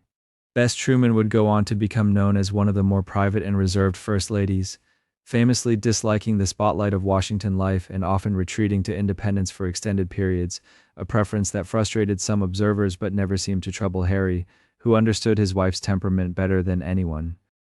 Their 1919 wedding at Trinity Episcopal Church, quiet and unhurried after nearly a decade of devoted courtship, marked the fulfillment of a promise Harry Truman had essentially made to himself as a small boy in a Missouri Sunday school classroom, long before either of them could have imagined the history they would eventually share together in the White House. 35. Dwight Eisenhower's Denver wedding. And speaking of weddings that brought together a rising military officer with a family well accustomed to the demands of that particular lifestyle, Dwight Eisenhower's marriage to Mamie Dowd in July of 1916 took place at her family's comfortable home in Denver, Colorado, a setting that reflected both convenience and the Dowd family's considerable social standing within the city. Mamie Dowd came from a wealthy family that spent winters in Denver and summers in San Antonio, Texas. And it was during one of these seasonal visits to Texas that she first met young Lieutenant Eisenhower, then stationed at Fort Sam Houston following his graduation from West Point. Their courtship developed quickly by military standards, a whirlwind romance that saw Eisenhower proposing on Valentine's Day of 1916 after knowing Mamie for only a matter of months, a pace that concerned some family members but ultimately proved to be the foundation for one of the more enduring partnerships in presidential history. Mamie's parents, John and Elvira Dowd, were initially cautious about their daughter marrying into military life, well aware of the frequent relocations, uncertain income, and long separations that came with an officer's career, but Eisenhower's evident ambition and steady character eventually won their approval. The wedding itself was held in the Dowd family's spacious Denver home rather than a church, a choice that allowed for an intimate gathering of family and close friends without the complications of arranging a larger public ceremony, during a period when Eisenhower's military obligations left him with limited time for elaborate wedding planning. The ceremony was modest but elegant, reflecting the Dowd family's comfortable means without veering into ostentatious display, and it captured perfectly the practical, no-nonsense sensibility that would come to define much of Eisenhower's own military and later political career. Following the wedding, the young couple began what would become a life defined by near-constant relocation, moving across numerous military postings throughout the following decades, as Eisenhower's career advanced steadily through the ranks toward eventual command of Allied forces during World War II. Mamie Eisenhower became remarkably skilled at managing households on short notice and adapting to new environments, a resilience that historians often trace directly back to those early years of marriage, spent following her husband from post to post with little advance warning. Their partnership endured the strain of Eisenhower's extended wartime absences, including his years commanding Allied operations in Europe, a period during which Mamie managed the home front largely on her own while maintaining the composure expected of an officer's wife during wartime.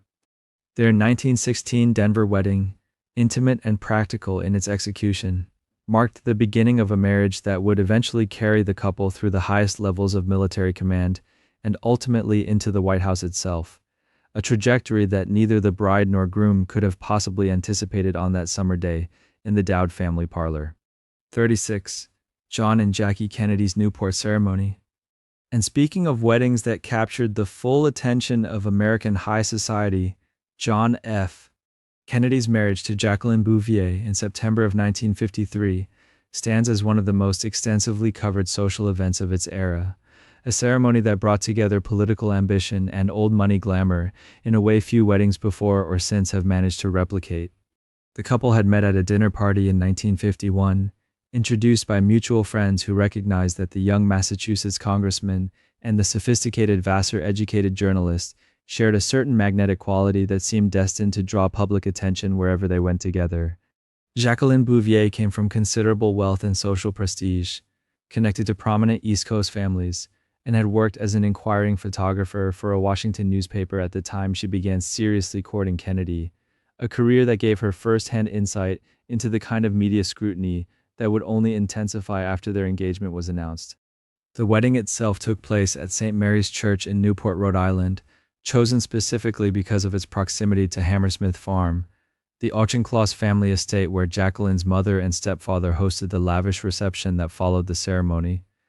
Newspapers of the era described the wedding as the social event of the season, with an estimated 3,000 spectators gathering outside the church, hoping to catch a glimpse of the young senator and his strikingly elegant bride, a crowd size that reportedly overwhelmed local police assigned to manage the event. Archbishop Richard Cushing of Boston presided over the ceremony, and Kennedy's father, Joseph Kennedy, ensured that the event received extensive press coverage, understanding intuitively that publicity surrounding his son's marriage could only benefit the political career he had long envisioned for John. The reception at Hammersmith Farm featured an enormous guest list drawn from political circles, old money society, and family friends, a gathering so large that some accounts describe logistical challenges, simply feeding and accommodating everyone who had traveled to Newport for the occasion. Jacqueline's wedding gown, an ivory silk taffeta creation designed by Anne Lowe, an African-American designer whose contribution went largely uncredited in contemporary press coverage, despite the dress becoming one of the most recognized bridal gowns in American history. Following the wedding, the Kennedys settled into a life that blended Georgetown political society with the demands of an increasingly prominent Senate career, a foundation that would eventually carry John Kennedy toward the presidency less than a decade later. Jacqueline Kennedy would go on to redefine the role of First Lady through her cultivation of arts, culture, and historic preservation within the White House, bringing a sense of style and sophistication that captivated the American public throughout the Kennedy administration. Their 1953 Newport wedding, glamorous and heavily documented from the very beginning, foreshadowed the extraordinary level of public fascination that would follow the Kennedys for the remainder of their lives together. 37. Lyndon Johnson's 3-month courtship. And speaking of weddings where speed rather than patience defined the courtship, Lyndon Johnson's marriage to Claudia Alta Taylor, universally known as Lady Bird, in November of 1934 stands as one of the most rapid romantic timelines in presidential history, a whirlwind that moved from first meeting to wedding vows in barely 10 weeks. Johnson met Lady Bird Taylor during a business trip to Austin, Texas, where he was introduced to the young woman through a mutual acquaintance, and by his own later admission, he proposed to her on their very first date, a boldness that stunned Lady Bird and left her uncertain whether the young congressional aide was entirely serious or simply prone to dramatic gestures. Lady Bird, the daughter of a wealthy East Texas landowner and merchant, had grown up relatively sheltered following her mother's early death, and she initially resisted Johnson's aggressive courtship, finding his intensity somewhat overwhelming, even as she found herself genuinely drawn to his ambition and energy. Johnson, however, refused to relent, pursuing Lady Bird through a relentless stream of letters and phone calls over the following weeks, eventually convincing her that waiting any longer served no real purpose given how certain he already felt about their future together. The couple married on November 17, 1934, at St. Mark's Episcopal Church in San Antonio, a ceremony arranged so quickly that Johnson reportedly sent a friend to purchase wedding rings from a local Sears Roebuck store just hours before the service began, since neither he nor Lady Bird had thought to select rings during their compressed courtship. The wedding itself was modest and small, attended by only a handful of close friends and family members, a stark contrast to the elaborate high society affairs that some future presidents would later host, but entirely fitting for a couple whose relationship had developed with such unusual speed. Lady Bird later admitted that she spent much of her wedding day in a state of mild disbelief, still processing how quickly her life had changed course since that first meeting in Austin only weeks earlier. Despite the breakneck pace of their courtship, the marriage proved remarkably durable, lasting nearly 4 decades until Johnson's death in 1973, and Lady Bird would go on to become one of the more politically active and influential first ladies in American history, particularly through her environmental beautification efforts across the country. Their rushed San Antonio wedding, born from Johnson's characteristic impatience and determination once he had set his mind to something, foreshadowed the same relentless drive that would later define his congressional career, his years in the Senate, and eventually his presidency following the assassination of John F. Kennedy. Few could have predicted, watching that hastily arranged ceremony at St. Mark's Episcopal Church, that the young man buying wedding rings at Sears just hours before his own wedding would one day occupy the Oval Office and reshape American domestic policy through programs like the Great Society. 38. Richard Nixon's mission in wedding. And speaking of weddings that unfolded at a considerably more measured pace, Richard Nixon's marriage to Thelma, Catherine Ryan, known to everyone as Pat, in June of 1940 followed a courtship that stretched across roughly 2 years, a patient pursuit that stood in sharp contrast to the rapid romances of some of his presidential predecessors and successors alike. The couple first met in 1938 during auditions for a community theater production in Whittier, California, where both had been cast in small roles, and Nixon later claimed he knew almost immediately that he wanted to marry Pat, a certainty she did not initially share given her own hesitations about settling down with the intense young lawyer.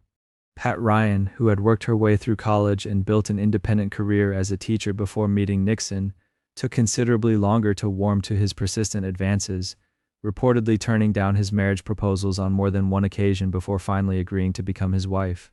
Nixon, undeterred by her early reluctance, continued courting her patiently over the following 2 years, even reportedly driving her to dates with other men during the earliest stages of their relationship, a display of restraint and determination that eventually won her over. The couple finally married on June 21, 1940, choosing the historic Mission Inn in Riverside, California as their venue, a striking building known for its distinctive Spanish colonial revival architecture, ornate courtyards, and elaborate bell towers that made it a popular destination for California weddings throughout the early 20th century. The ceremony itself was elegant but relatively small, reflecting the couple's modest means at the time, since Nixon was still building his legal career in Whittier and had not yet entered the political arena that would eventually define the rest of his life. Guests recalled a warm and intimate atmosphere at the Mission Inn that afternoon, with the venue's distinctive architectural details providing a memorable backdrop for photographs that the couple would treasure for decades afterward. Following their wedding, the Nixons settled into life in Whittier before World War II intervened, sending Richard into naval service in the Pacific Theater, a separation that tested the young marriage relatively early on. Pat Nixon would later become known for her extensive world travels as First Lady, and her efforts to make the White House more accessible to the public, a role she approached with the same quiet determination that had characterized her earlier resistance to Nixon's courtship. Their 1940 wedding at the Mission Inn, patient and unhurried after 2 years of persistent courtship, marked the beginning of a partnership that would eventually carry the couple through extraordinary political triumphs and equally extraordinary political turmoil during Nixon's presidency decades later. 39. Gerald Ford's Grand Rapids ceremony. And speaking of weddings that had to compete directly with the demands of an active political campaign, Gerald Ford's marriage to Betty Bloomer in October of 1948 took place under circumstances that perfectly foreshadowed the balancing act between family life and public service that would define much of his career.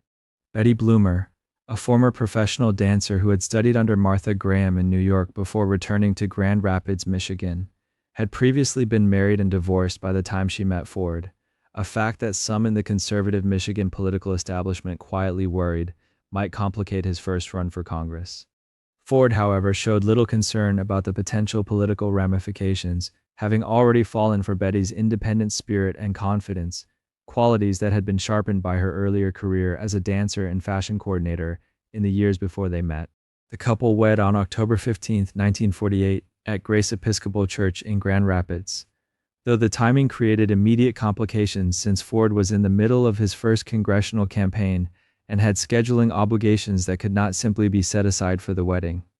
Ford reportedly arrived late to his own wedding ceremony, having spent the morning campaigning, and some accounts suggest he showed up still wearing mud on his shoes from an outdoor campaign event held earlier that day. Betty later recalled feeling somewhat overshadowed by the campaign during those early weeks of marriage, since Ford's attention remained divided between his new bride and the demanding schedule of a first-time congressional candidate trying to establish himself in Western Michigan politics. The wedding ceremony itself was relatively modest, attended by family and close friends from the Grand Rapids community, a fitting reflection of the practical, Midwestern sensibility both bride and groom carried with them throughout their lives together.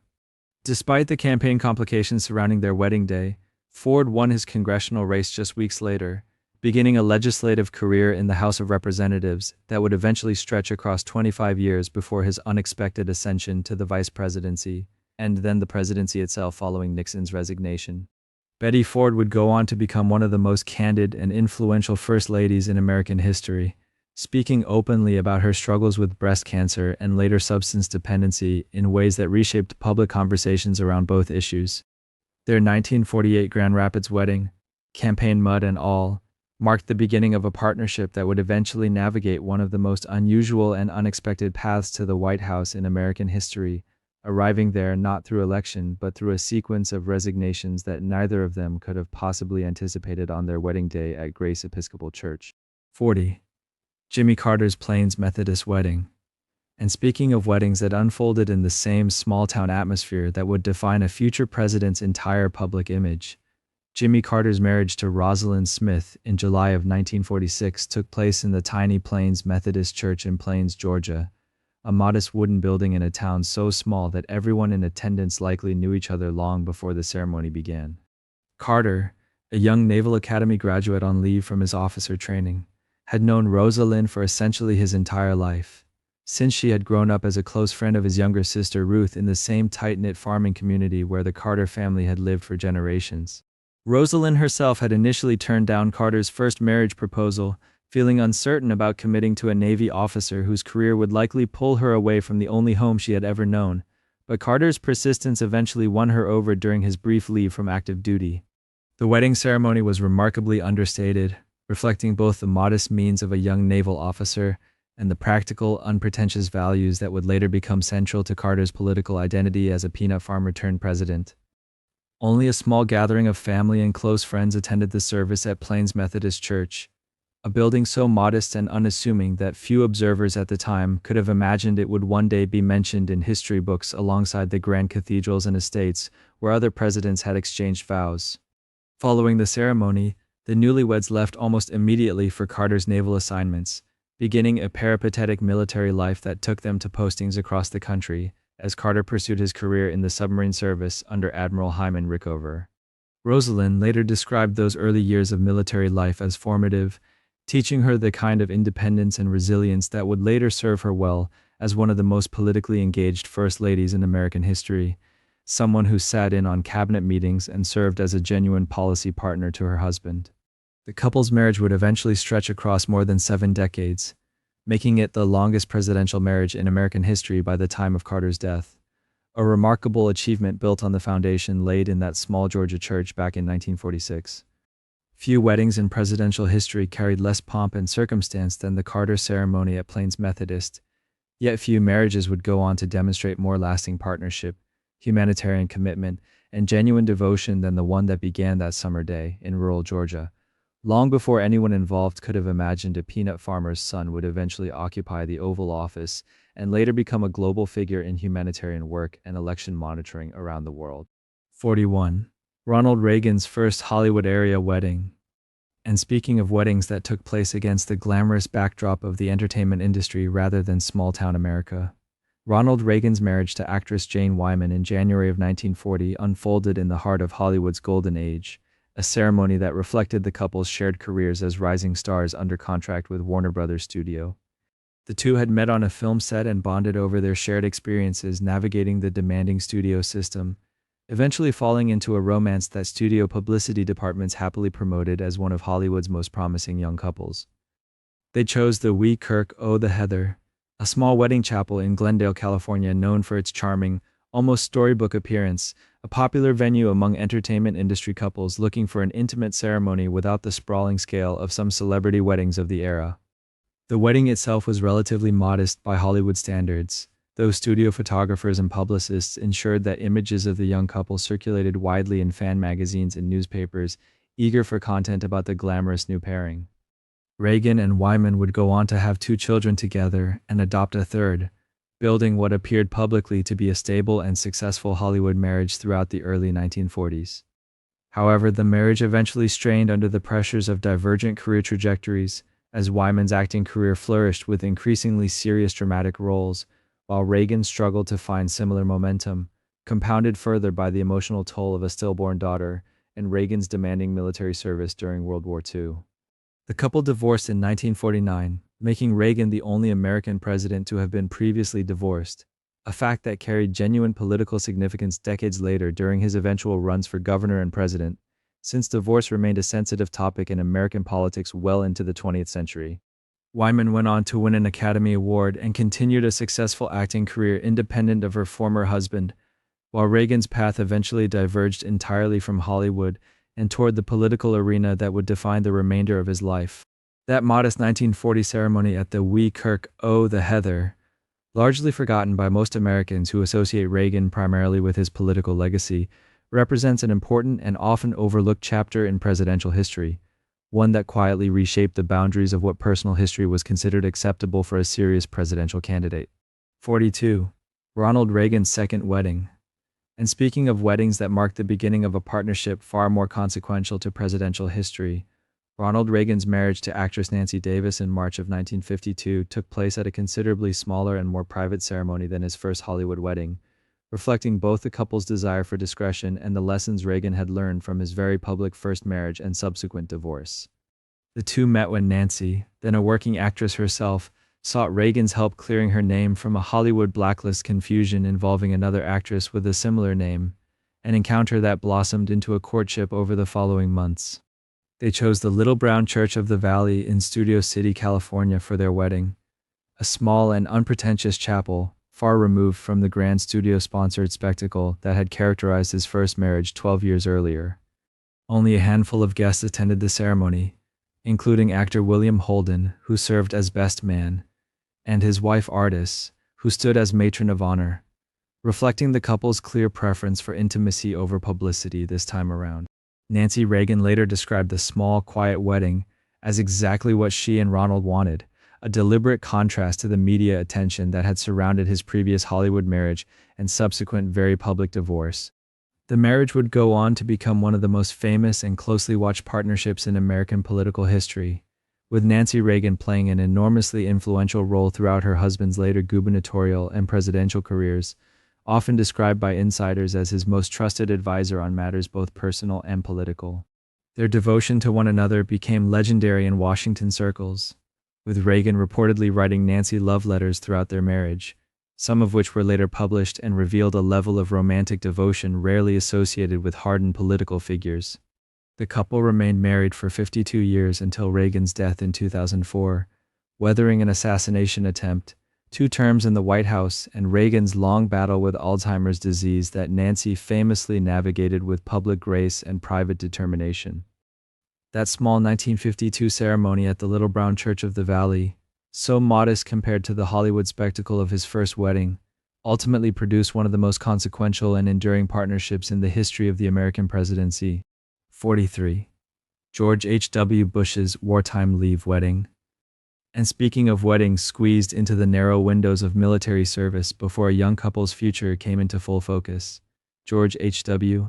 Bush's marriage to Barbara Pierce in January of 1945 took place while Bush was home on leave from his service as a Navy pilot in the Pacific Theater, a ceremony shaped almost entirely by the uncertainty and urgency of wartime romance.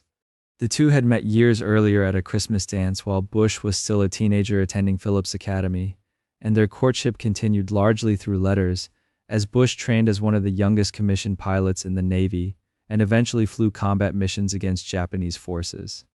Barbara later recalled keeping every letter Bush sent her during those years apart, a correspondence that sustained their relationship through the genuine possibility that Bush might never return home at all.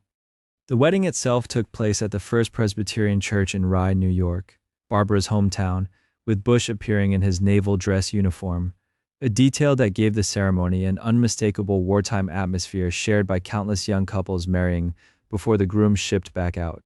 Only about 300 guests attended, modest by the standards of the socially prominent families involved, since wartime rationing and the urgency of Bush's limited leave made anything grander simply impractical. There was no lengthy honeymoon either, since Bush's naval obligations required him to return to duty shortly after the ceremony, leaving Barbara to navigate the early months of marriage largely alone while her husband remained deployed overseas. The couple's partnership would go on to last 73 years, making it one of the longest marriages in presidential history, eventually surviving the loss of their young daughter, Robin, to leukemia, decades of career transitions between Texas oil fields and Washington political posts, and Bush's own eventual rise to the vice presidency, and then the presidency itself. Barbara Bush later described their wartime wedding as the beginning of an adventure neither of them could have fully anticipated, a modest ceremony born of urgency that nonetheless launched one of the most enduring and quietly influential partnerships in modern presidential history, one where Barbara would eventually become known for her own distinct brand of plainspoken public service. 44. Bill and Hillary Clinton's living room wedding. And speaking of weddings that unfolded in far more intimate and unassuming settings than the grand political careers that would follow, Bill Clinton's marriage to Hillary Rodham in October of 1975 took place not in a church or cathedral, but in the living room of the modest house the couple had purchased together in Fayetteville, Arkansas, a detail that surprised many who later associated the Clintons primarily with the grandeur of national politics. The two had met years earlier at Yale Law School, where their intellectual partnership and mutual ambition became apparent almost immediately, though Hillary reportedly turned down several of Clinton's marriage proposals before finally agreeing to marry him after he showed her the small brick house he had purchased in Fayetteville without telling her in advance. The wedding ceremony itself was remarkably simple, attended by only a small circle of close friends and family, reflecting both the couple's modest financial circumstances as young law professors and their shared preference for substance over spectacle. Hillary wore a Victorian-style lace dress purchased just days before the ceremony, a choice made somewhat last-minute given the couple's busy teaching schedules at the University of Arkansas School of Law. The ceremony was performed by a Methodist minister, honoring Hillary's religious upbringing, blending faith traditions in a manner that reflected the couple's broader approach to combining personal conviction with practical partnership throughout their decades together. Following the wedding, the couple hosted a larger reception in the backyard of a friend's home, a gathering far more casual than anything that would characterize their later political life in Little Rock and eventually Washington. That small Fayetteville living room, unassuming and largely unrecognized at the time, would later become something of an unlikely historical landmark, the modest starting point of a partnership that would go on to reshape American politics across multiple decades. 2 presidential terms, a Senate career, and a Secretary of State appointment, proving that even the most consequential political partnerships in American history can begin somewhere as ordinary as a living room in Northwest Arkansas. 45. George W. Bush's Midland Church Wedding. And speaking of weddings that took place in the very towns that would later define a future president's public identity, George W. Bush's marriage to Laura Welch in November of 1977 unfolded at the First United Methodist Church in Midland, Texas, a ceremony rooted deeply in the same West Texas community where both had grown up, though notably attending different schools and never actually meeting until adulthood. The two were introduced at a backyard barbecue by mutual friends who had long suspected the pair might get along, and their courtship moved remarkably quickly afterward, with Bush proposing after only a few months of dating, a whirlwind pace that surprised even close friends who knew him as famously commitment-averse up to that point. The wedding ceremony was small and traditional, attended by roughly 75 guests, reflecting the close-knit nature of the Midland community where oil business families and multi-generational friendships often overlapped throughout social and religious life. Laura, then working as a librarian and teacher, brought a calm, understated presence to the ceremony that friends often noted balanced Bush's more boisterous personality, a dynamic that would come to define their partnership throughout his subsequent career in business and eventually politics. The couple honeymooned briefly in Mexico before returning to Midland, where Bush was in the early stages of building his career in the oil industry, still years away from the political path that would eventually take him to the Texas governorship and the White House. Laura later remarked that neither of them fully anticipated how dramatically their lives would change in the years following that modest Midland ceremony, particularly given Bush's transformation from a somewhat restless young oilman into a disciplined political figure, a shift many close friends and family credited at least partly to Laura's steadying influence following their marriage. Their partnership would eventually weather 2 contentious presidential campaigns, the aftermath of the September 11th attacks, and 2 full terms in the White House, all traced back to that unassuming church wedding in the same small Texas town, where both had spent their childhoods without ever crossing paths until fate, or at least a well-timed backyard barbecue, finally brought them together. 46. Barack and Michelle Obama's Chicago ceremony. And speaking of unions that began long before either partner had any inkling of the national spotlight awaiting them, Barack Obama's marriage to Michelle Robinson in October of 1992 took place at Trinity United Church of Christ on Chicago's South Side, a ceremony rooted in the very community networks and civic institutions that would later shape his political rise. The two had met a few years earlier at the law firm Sidley Austin, where Michelle, already an associate, was assigned to mentor Barack during his summer internship, a professional arrangement that gradually evolved into something neither had quite expected, given how seriously Michelle initially resisted the idea of dating a coworker. Their courtship unfolded slowly and deliberately, marked by long conversations about ambition, family, and the kind of life they each envisioned, until Barack eventually proposed at a dinner in Chicago in a moment Michelle later described as catching her completely off guard despite years of him hinting at marriage throughout their relationship. The wedding itself was officiated by Reverend Jeremiah Wright, a figure who would later become a source of national controversy during Obama's presidential campaign, though at the time he was simply the pastor of a church deeply embedded in Chicago's South Side community and one that had shaped much of Michelle's own spiritual upbringing. Roughly 300 guests attended the ceremony, filling the church with members of both families, including Michelle's tight-knit relatives from the South Side and Barack's smaller, more geographically scattered family, reflecting the blended cultural background that would later become such a defining feature of his public biography. The reception that followed was a lively affair held at the South Shore Cultural Center, featuring dancing, soul food, and an atmosphere far removed from the formal galas that would later define their White House years.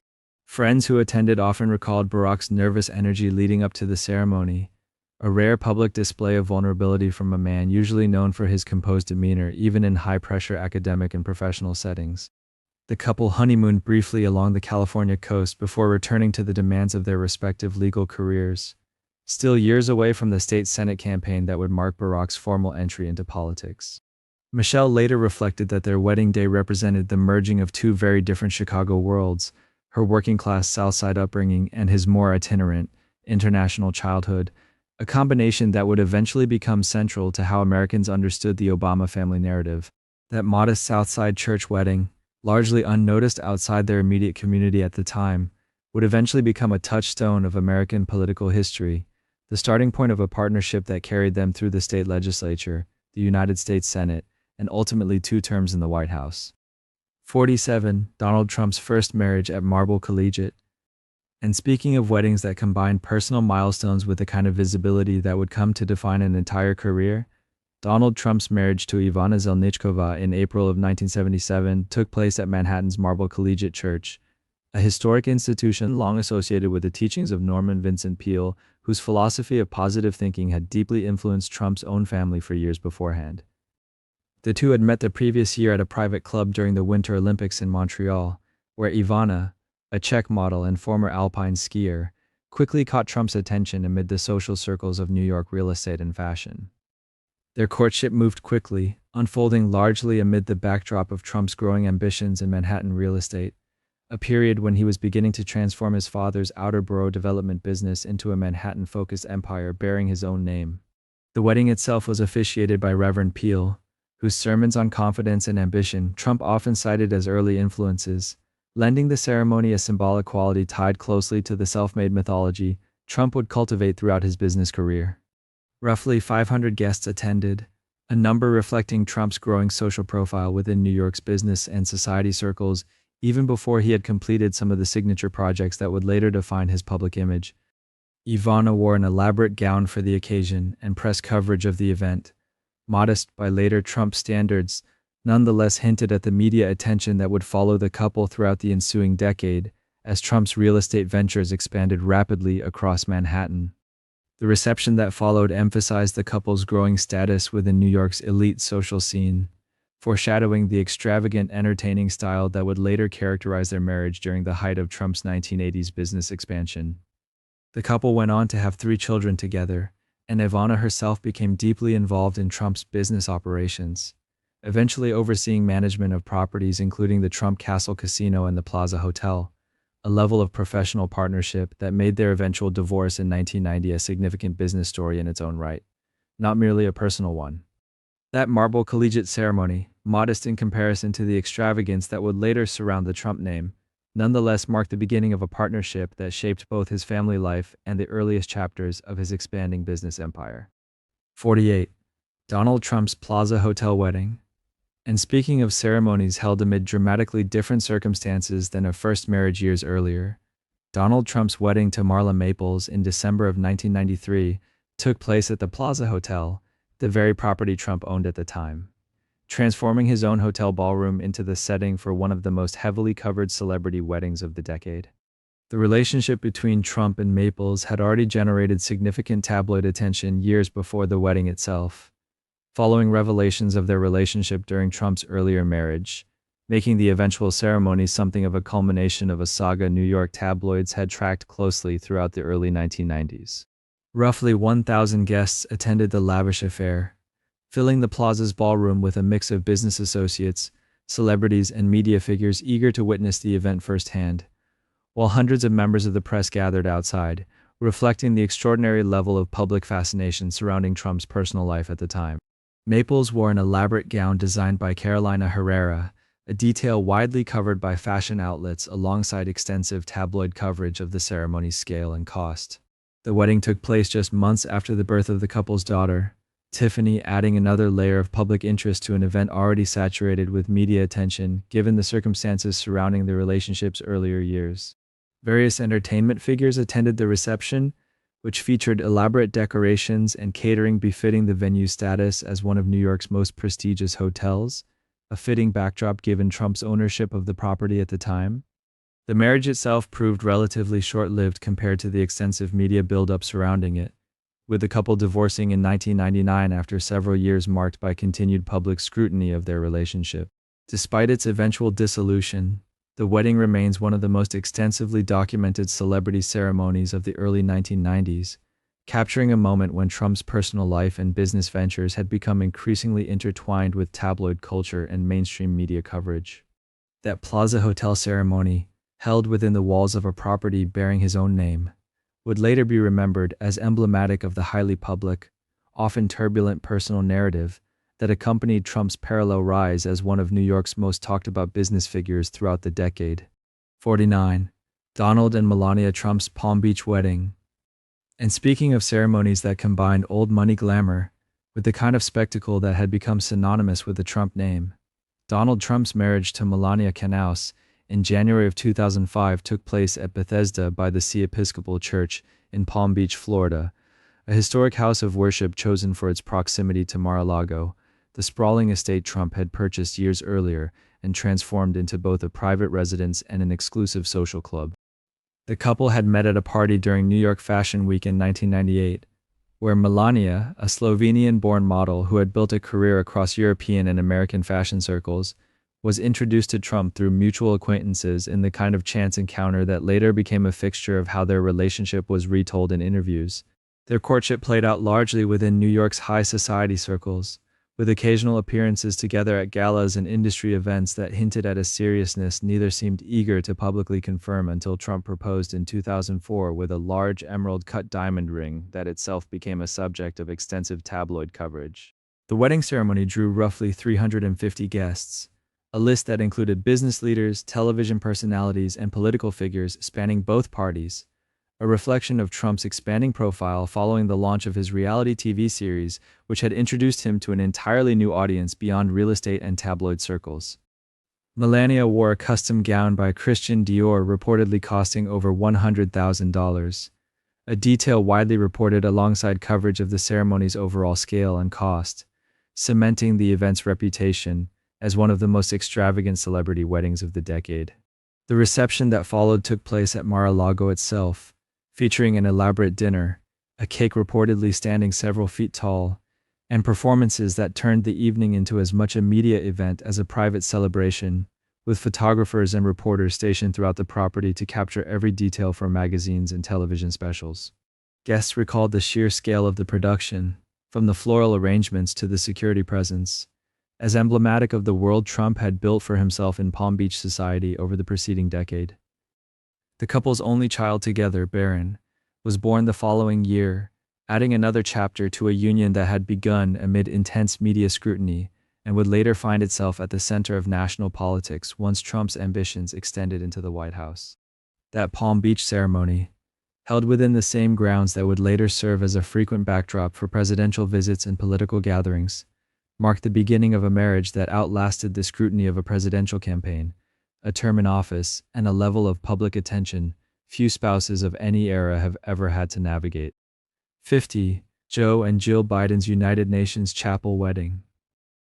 And speaking of unions built upon rebuilding a life after profound loss, Joe Biden's marriage to Jill Jacobs in June of 1977 took place at the chapel inside the United Nations building in New York City, a deeply personal choice for a couple who had deliberately avoided a large traditional wedding given the circumstances surrounding Biden's earlier years as a young widower and single father.